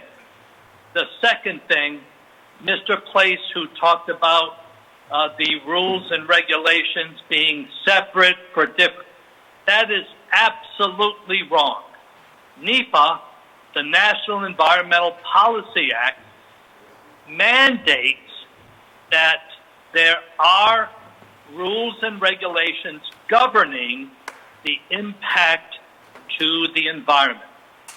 So I can go on, and I don't want to spend time going over some of the misinformation that has gone on with these pieces of legislation. But here's what I would suggest. And Mr. Bennett, I know you can do this. House Bill 5175, I believe that was Josh Miller's bill from last year. That's a bill that should be looked at as we go forward. House Bill 5278 should be something that should be looked at as something we want to detail a little bit more. I too was on that study commission from 2019 all the way to March 12th when we had a public hearing of 2020. I too was on that study commission. It was a good study commission, but the things that were lacking were participation by the general public, who was going to be this public counsel, and who was going to appoint it, who was going to appoint that person, as well as adherence to the greenhouse gas reduction standards of the Resilient Rhode Island Act.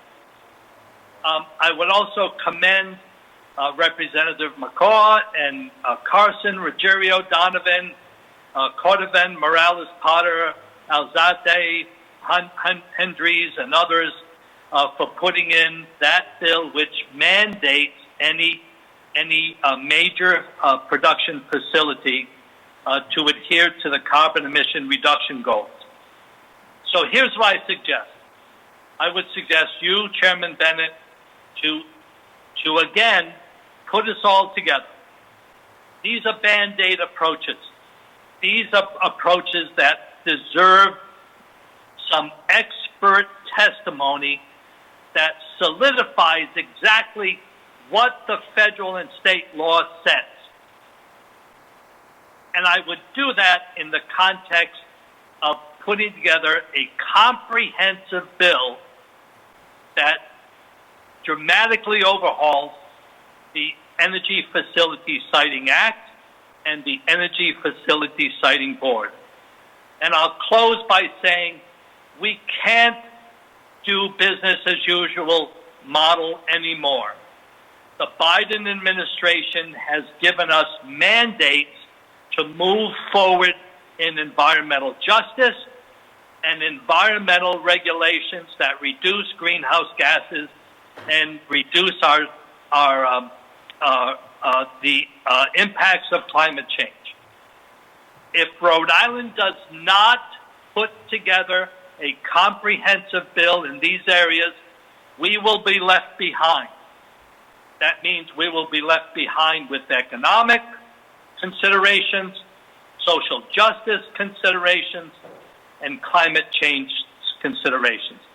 Mr. Bennett and members of the committee, thank you for your time.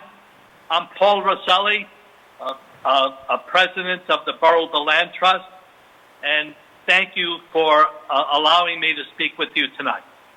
You're welcome, Paul. Any questions for Mr. Roselli? Thank you, Mr. Roselli. You have a safe night, and we'll take what you said into consideration. Our next witness will be Amy Moses from the Conservation Law Foundation. Hi, Amy, you there? Yes, I am. Thank you. Go ahead, Amy. We're listening. Thank you, Chairman Bennett, for the opportunity to provide testimony on the 3 Energy Facility Siting Act.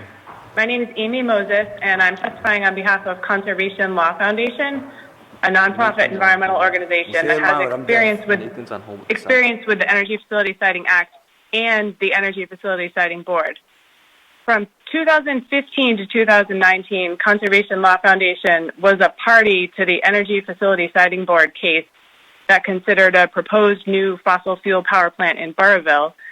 And a few years back, I served on a House study commission that looked at the Energy Facility Siting Act.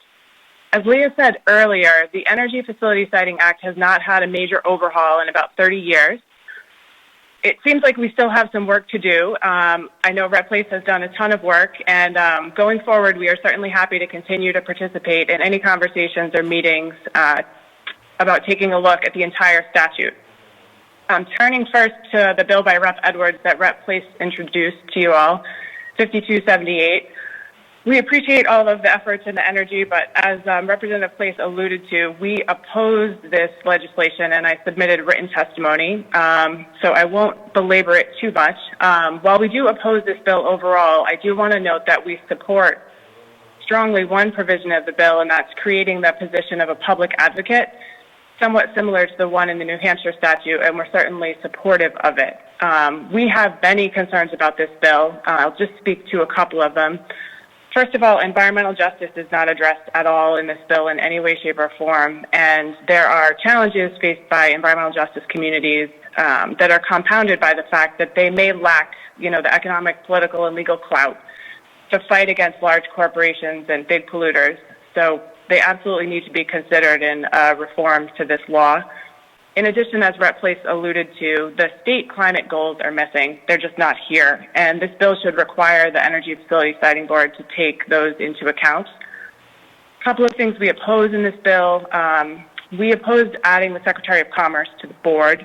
As Rep Place alluded to, it's really important that there's some independence. And this would add an additional board member who also serves at the pleasure of the governor. So that's making the board actually less independent. And the board is like a quasi-judicial body. So we think it's important that there's more independence to the board, not less. And finally, we also oppose allowing the board members to name a designee to sit on the board. We prefer that the actual board members sit. Under this bill, it would open the door to lower-level agency personnel taking on the role of making these really critically important decisions. So to sum up, we oppose that bill. Turning to Rep McGaw's bill, H5279, we absolutely support this bill. We're grateful that the representative introduced it. It would require the climate goals to be considered, and it totally makes sense to do this. It will ensure that our entire state government is working together towards reaching our climate goals. So we've got sort of everyone rowing in the same direction. Without language like this, it would be super counterproductive because you could have one agency permitting fossil fuel facilities that would increase our climate damaging emissions. Meanwhile, you've got other agencies are trying to reduce those emissions. So we absolutely support that bill. In addition, we support the bill introduced by Chairman Bennett, H5175. As the chairman explained, it requires an entity that does get a fossil fuel licensed facility to also invest in renewable energy. And we think that's also an important fix. I just wanted to address quickly the question by Rep. Speakman earlier. There is already a standard in existing law. It's page 13 at the top of the page. The board has to currently consider whether a proposed facility will cause unacceptable harm to the environment. So that is not changed in the statute, and it does exist. And I'd be happy to answer any questions. Any questions for Amy? Representative Fenton Fong. Amy, thanks for kind of expanding upon your written testimony, too. I appreciate it, and I appreciate all your testimony on a variety of bills this session. I'd love to have a conversation with you outside of this as well, but my big picture, just being on this committee for just a few weeks now, I'm always thrown by the fact that there seems to be some type of adversarial relationship when we're talking about trying to bring business advocates onto these commissions and the boards. And just hearing your pushback right now about the not having the commerce representative on there, could you expand a little bit more your reasoning upon it? I'm really trying to understand the relationship just globally, and it's not just you, it's something I've kind of picked up on all these bills here. Businesses seem to want to be at the table. I'd rather have them be a partner than an adversary, but there's something going on here that I find frustrating, and I'd love to kind of hear your reasoning for that. Certainly. Thank you for that question.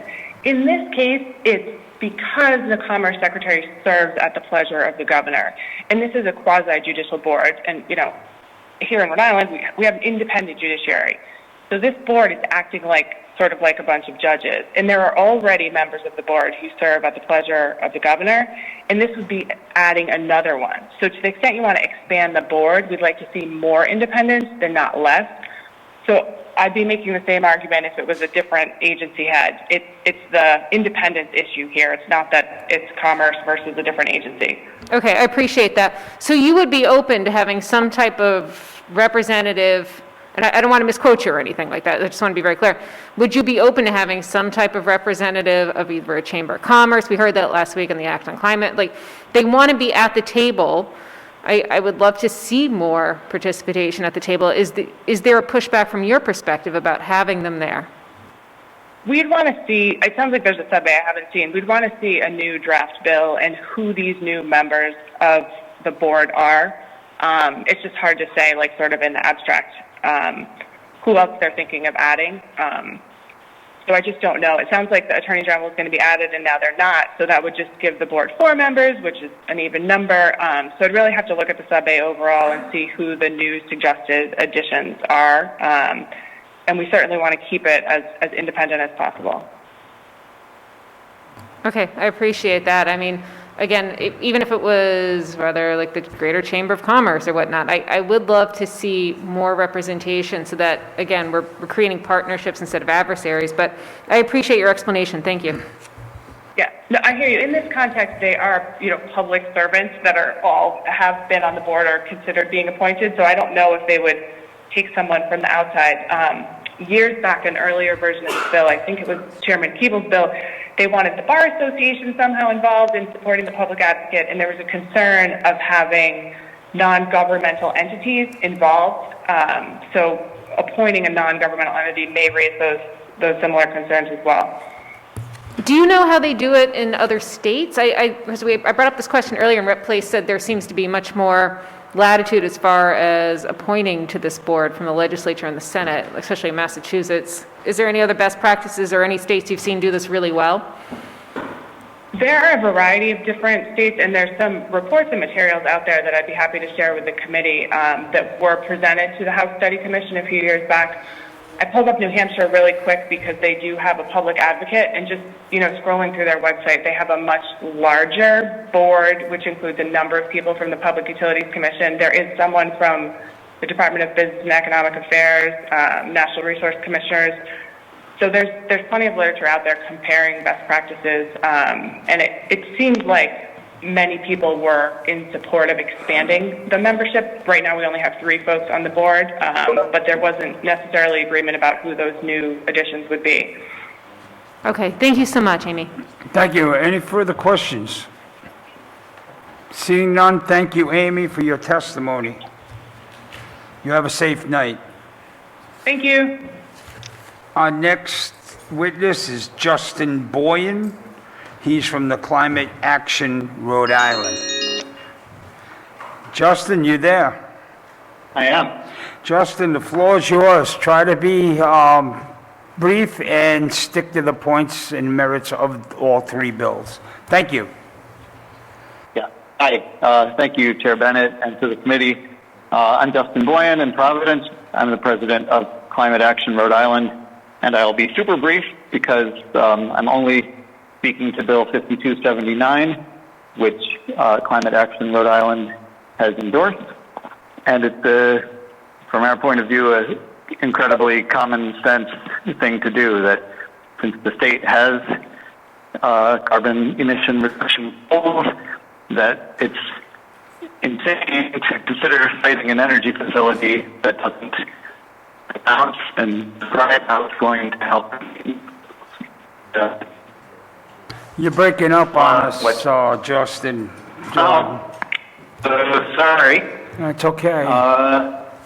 Can you hear me now? Yes.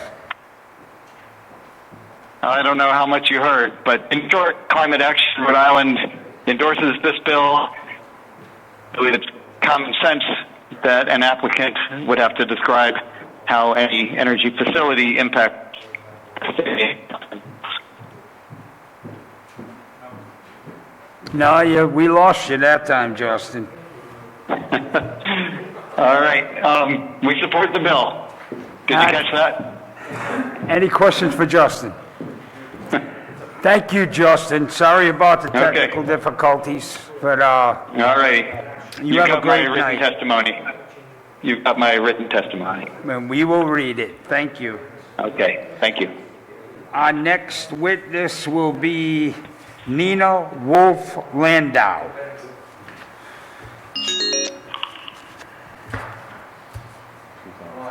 Nina, you there? Yes. Go ahead, be brief and stick to the subject. Thank you. Thank you. My name is Nina Wolf Landau. I am a Providence resident, and I'm testifying in support of House Bill 5279. I am a graduate with an environmental studies degree from Brown. I'm a climate change activist and a concerned resident.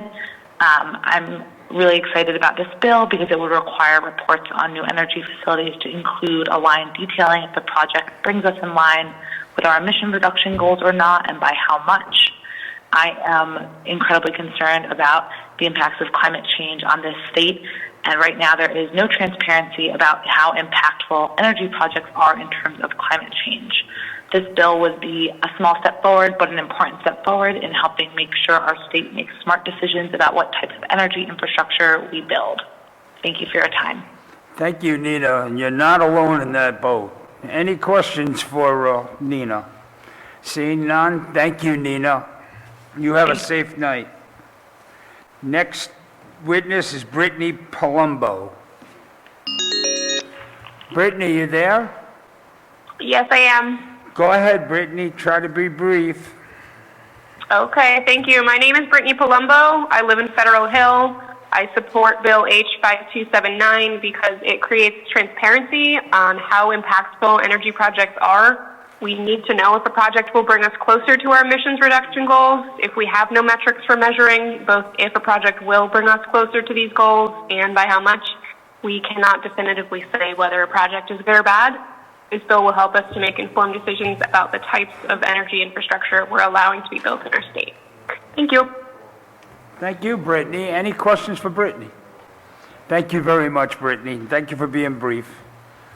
Our next witness will, you have a nice night. Our next witness will be Ian Lawson. Ian, you there?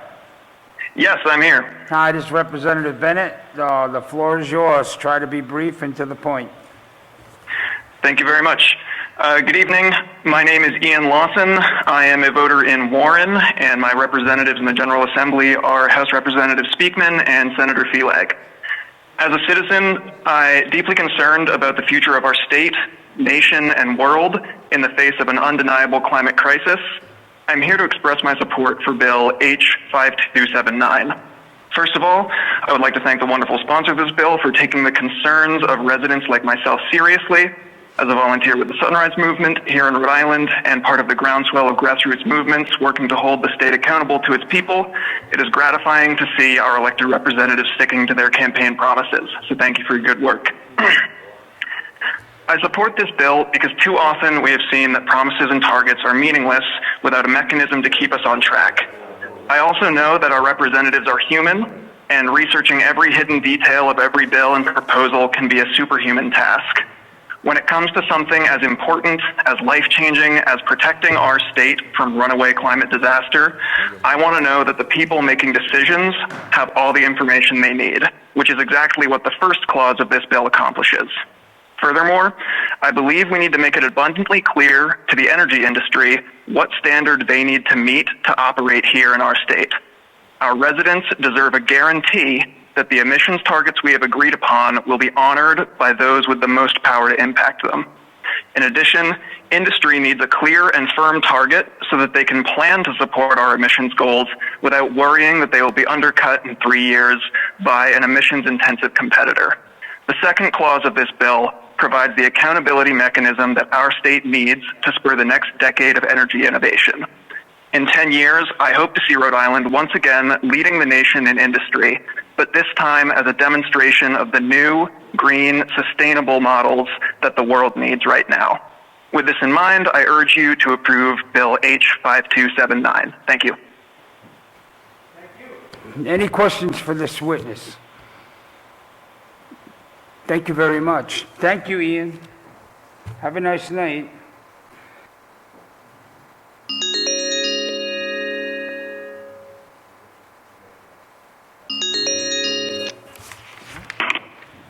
Oh, thank you. Sorry about that, got distracted. Thomas Linden. Yes, good evening. Hey, hi, Thomas. This is Representative Bennett. The floor is yours. Try to be brief. Thank you. Thank you. Good evening. I'm Tommy Linden. I'm a voter from Warren, represented by Senator Seelag and Representative Speakman. I support this bill because it helps tackle the climate change, which is the existential issue of our time. I believe this bill is a simple extension of the Resilient Rhode Island Act, which passed in 2014, and is a step towards realizing the codified goals in that act. Goals are great, and we should always strive to do better, but without meaningful action, which this bill provides, they're meaningless. All this bill asks is we work towards realizing our goals. I would like to ask the members who oppose this bill, how do you envision we reach our goals, if not by targeting one of the biggest producing sectors? Thank you to members who support this bill, and thank you to the committee for your time.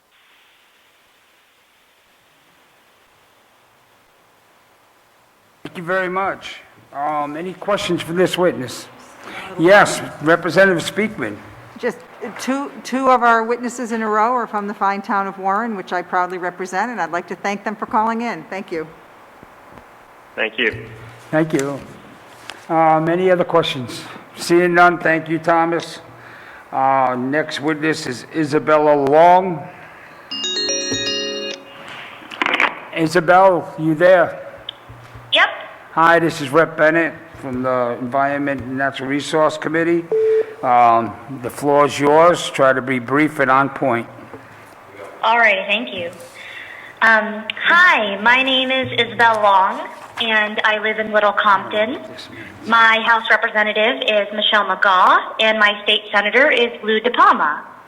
I am supporting Bill H5279 because I believe that there should be transparency in whether or not these new energy facilities in Rhode Island will help us meet our emissions reduction goal. As a young person in Rhode Island, I am worried about Rhode Island's carbon footprint, and I believe it is our responsibility as people and as a state body to do our best to reduce our emissions. Carbon emissions and pollution in general disproportionately affect Black and brown communities, and that simply isn't fair. We need to reduce our emissions. In order to do that most effectively, we need transparency. As of right now, there's a lack of transparency for energy projects in the state, and I believe that all residents of Rhode Island should have the right to know what impact these energy projects have on our state's climate footprint. I know that passing this bill will help aid our state in making smart, environmentally friendly decisions about what types of energy infrastructure we invest in. Climate change isn't stopping, and I think it is very important for Rhode Island to help mitigate the role we, as a state, play in contributing to the climate crisis. Thank you for your time, and I urge you all to vote yes on Bill H5279. Thank you, Isabel. Any questions for Isabel? Seeing none, thank you, Isabel. You have a nice night. Thank you. Our next witness will be Shelby Mack. Shelby, you there? Shelby? Hello? Hi. This is Hi. Rep. Bennett. You're on the testimony. Be brief and to point. Thank you so much. My name is Shelby Mack. I grew up in Bristol, Rhode Island, and I currently live in Pawtucket, and I'm part of the Sunrise Movement, and I'm calling in support of the bill. I think it's really important that there be transparency around the impact of energy projects in terms of emissions and knowing whether or not we're meeting our emissions reduction goals. And so that is why I'm calling in support today. And that's all I have to share. Thank you very much, Shelby. Thank you for being brief. Any questions for Shelby? Seeing none, thank you, Shelby. You have a great weekend. Our final witness is Nathan Levin Aspenson. Nathan, you there? Yeah, I am. Thank you. Hi, Nathan. Try to be brief and to the point. The floor is yours. All right. Thank you. I will do so. I am calling tonight because I think it is crucially important for the state of Rhode Island when we are making our future energy plans to drastically cut our carbon emissions. I think given the less than 9 years that the world has to minimize the effects of a catastrophic global climate change, a state that is closely situated to the ocean cannot afford to over-rely on fossil fuels and other heavily carbon-producing forms of energy production. We should be ambitious. We should be considering the future of our coastlines and our cities and our environment and places that we live.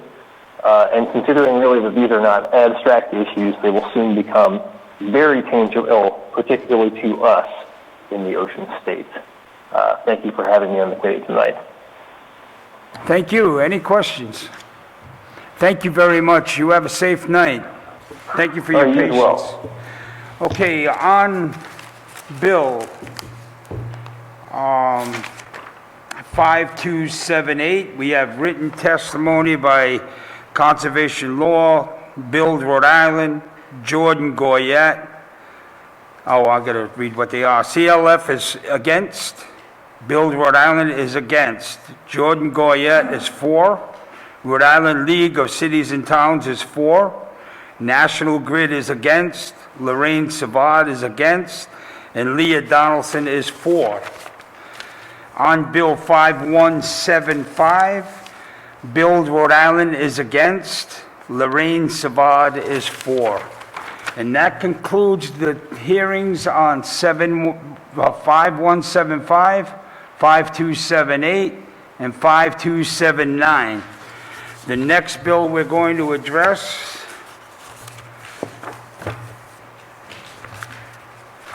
is 5610 by Representative O'Brien.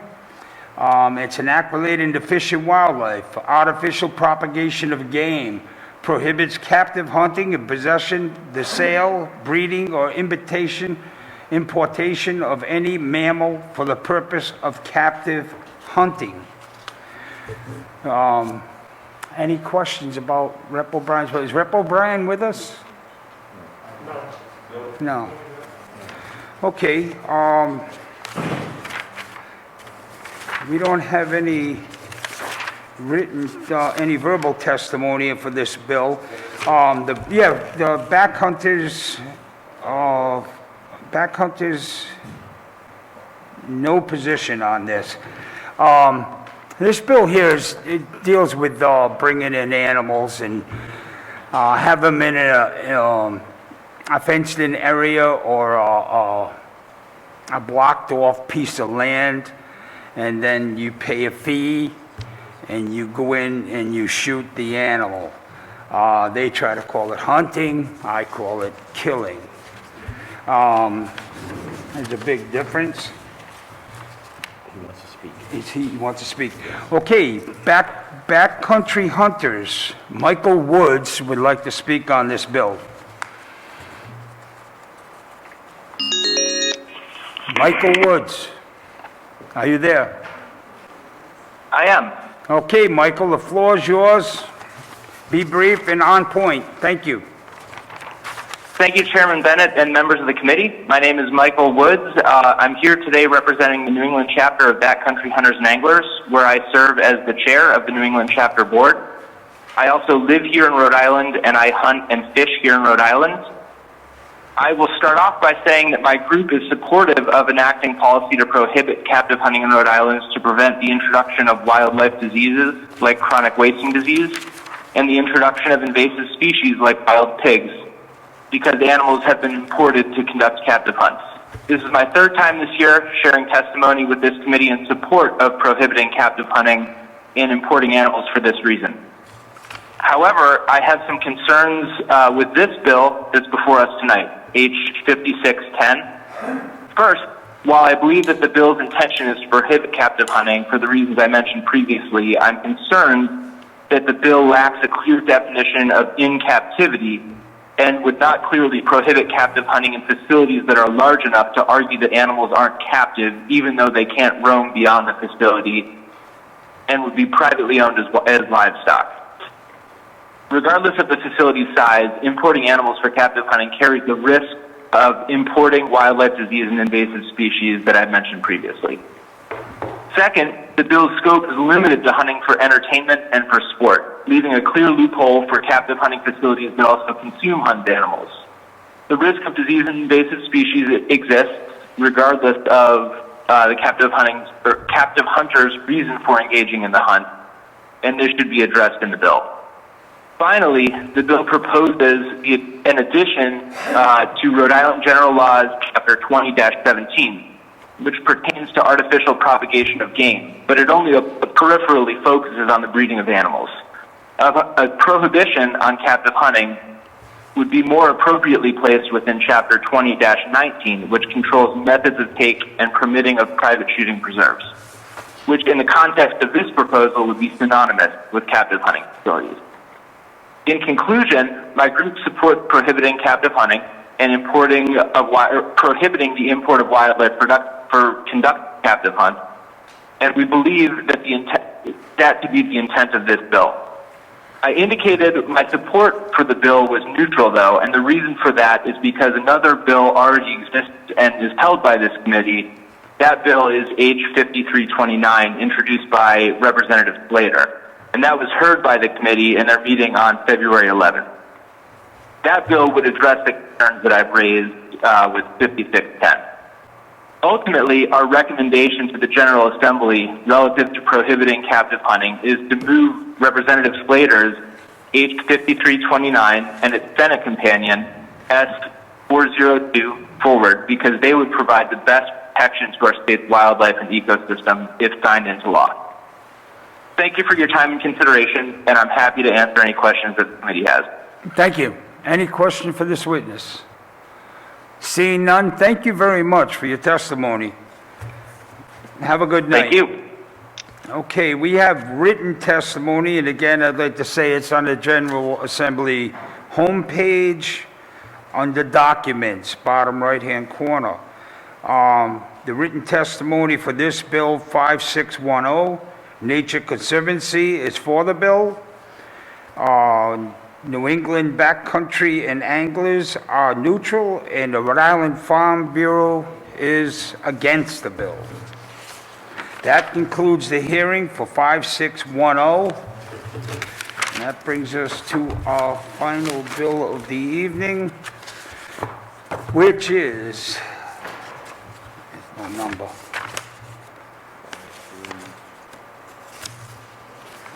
That's my thing. 5626? Okay, 5626, by Tabone, Representative Tabone. It's an act relating to health and safety, proper management of unused paint, requires DEM to request proposals every 2 years to solicit representative organizations to operate a pen stewardship program. Is Representative Tabone with us? No. Okay, our first witness on this bill is Jeff Taylor.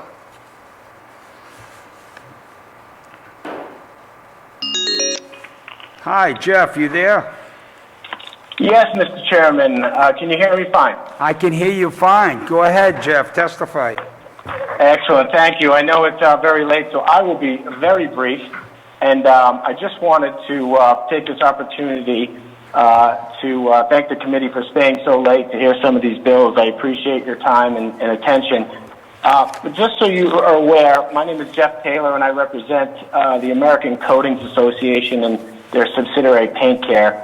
The Paint Care program is a program that was established through the General Assembly in 2012 through a law that was passed. And its goal was to derive diverting paint from the landfill and providing citizens of Rhode Island with convenient locations for drop-off and recycling of unused paint. The Paint Care program is actually a 501c nonprofit program, established by paint manufacturers across the country, and we currently operate this program in 11 other states. We right now have a program where we give an annual report to the state on an annual basis. And in October, all of that can be found online at paintcare.org. And very quickly, the purpose of this legislation was to establish a program for paint manufacturers to take on the responsibility for the end of life and management of leftover paint and unwanted paint from the household, from businesses, and other organizations.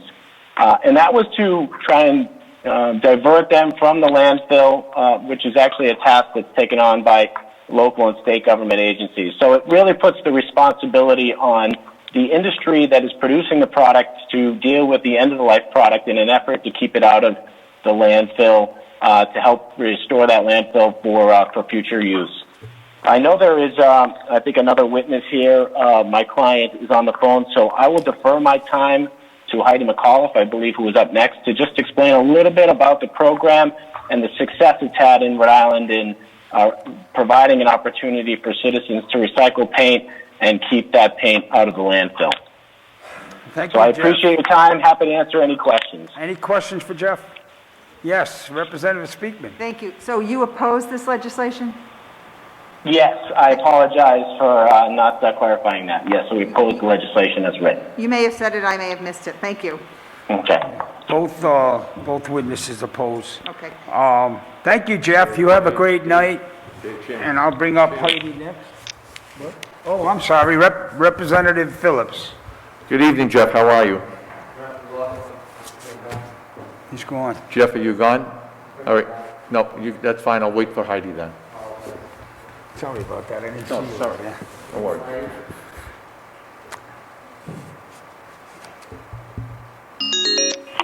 Hi, Heidi. Heidi, you there? Hello?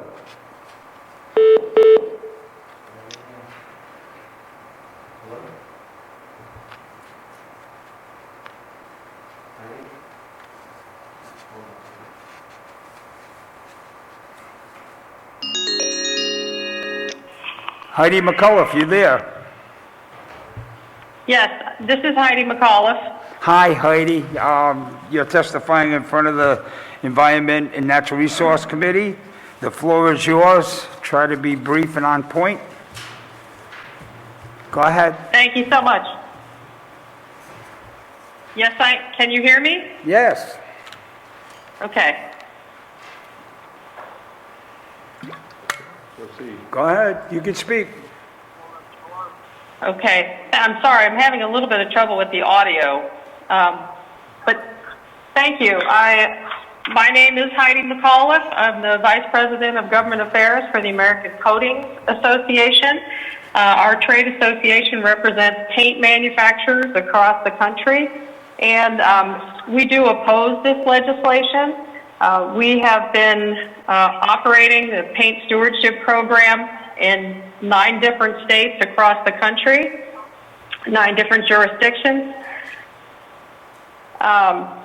And as Mr. Taylor explained, we passed this legislation in Rhode Island in 2012. We launched the program in 2014. We're very proud of this program. Since 2014, Paint Care in Rhode Island has been able to collect about 4.5 million gallons of paint, and we have diverted a great majority of that product from the landfill. We currently have about 29 year-round drop-off sites. We make it very convenient for Rhode Island residents to bring leftover paint to our drop-off sites. Many of those drop-off sites are retail locations, and others are transfer stations or HHW facilities. But 99.9% of residents in Rhode Island live within 15 miles of a drop-off location. So you see, we're making it extremely convenient to bring that material to our drop-off locations, and that allows us to divert it from landfills. About 86% of the latex paint that we collect in this program is recycled to paint products, and we're very proud of that. And we also offer a large volume collection program where painting contractors and others who collect or develop a large inventory of leftover paint, 200 gallons or more, we'll send a transporter to their facility to pick up that leftover material, just so that that leftover material doesn't overwhelm one of our retail sites. So we'll send a transporter there to pick it up and take it for processing.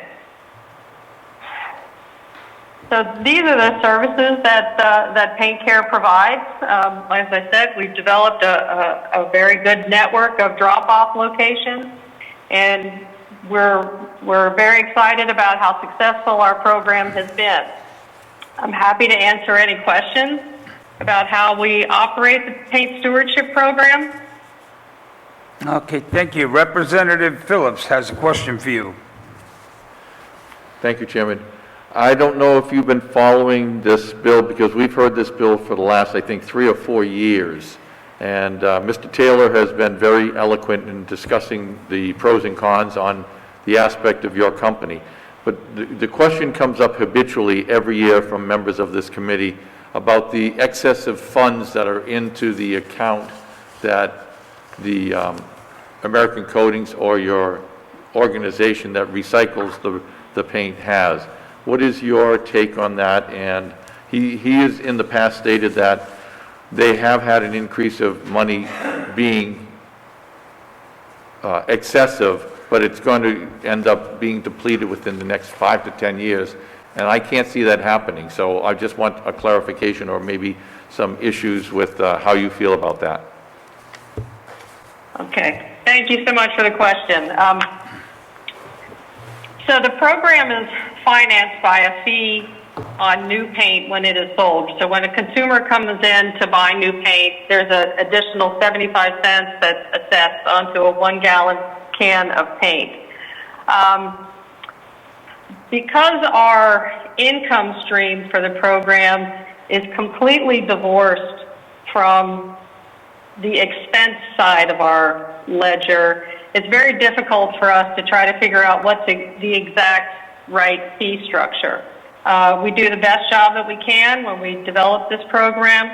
We worked very closely with the transporters, haulers, to try to figure out what our expenses were going to be for this program. I think over the years, we have developed a reserve level that is a little bit higher than we like it to be. But we are looking in the future to what our expenses are going to be in the future. I think I have to say right off the bat that 2020 and where we are right now in this economy is not a normal economic time period for us. We saw a lot of our retail locations shut down because of COVID in 2020, at least for a period of time. And what really occurred during that period of time is that paint sales were continuing, but paint collections were not continuing during that period of time. So we did see our revenue stream go up during the pandemic, and our expenses go down. So, our finances have definitely been lopsided during 2020. I think what we're seeing moving forward, is expenses for this program that we believe will increase over time.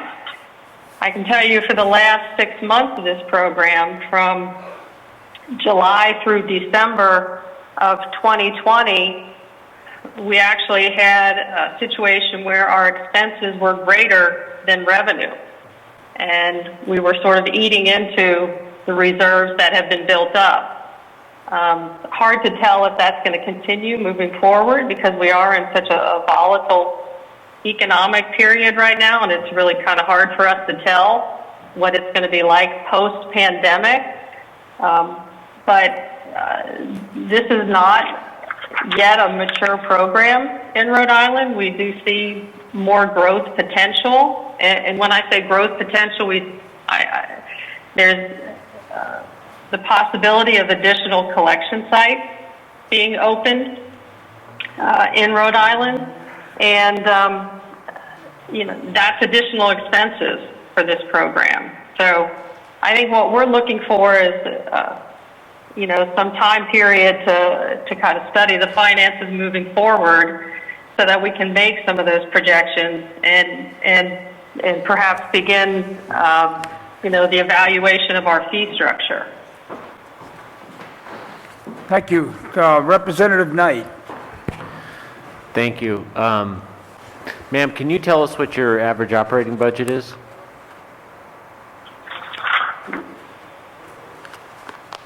I believe I can, but you're going to have to give me just a few minutes. Ballpark.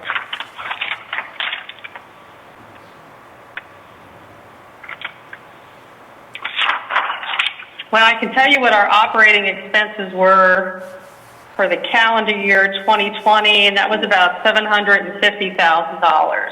And how big is your reserve?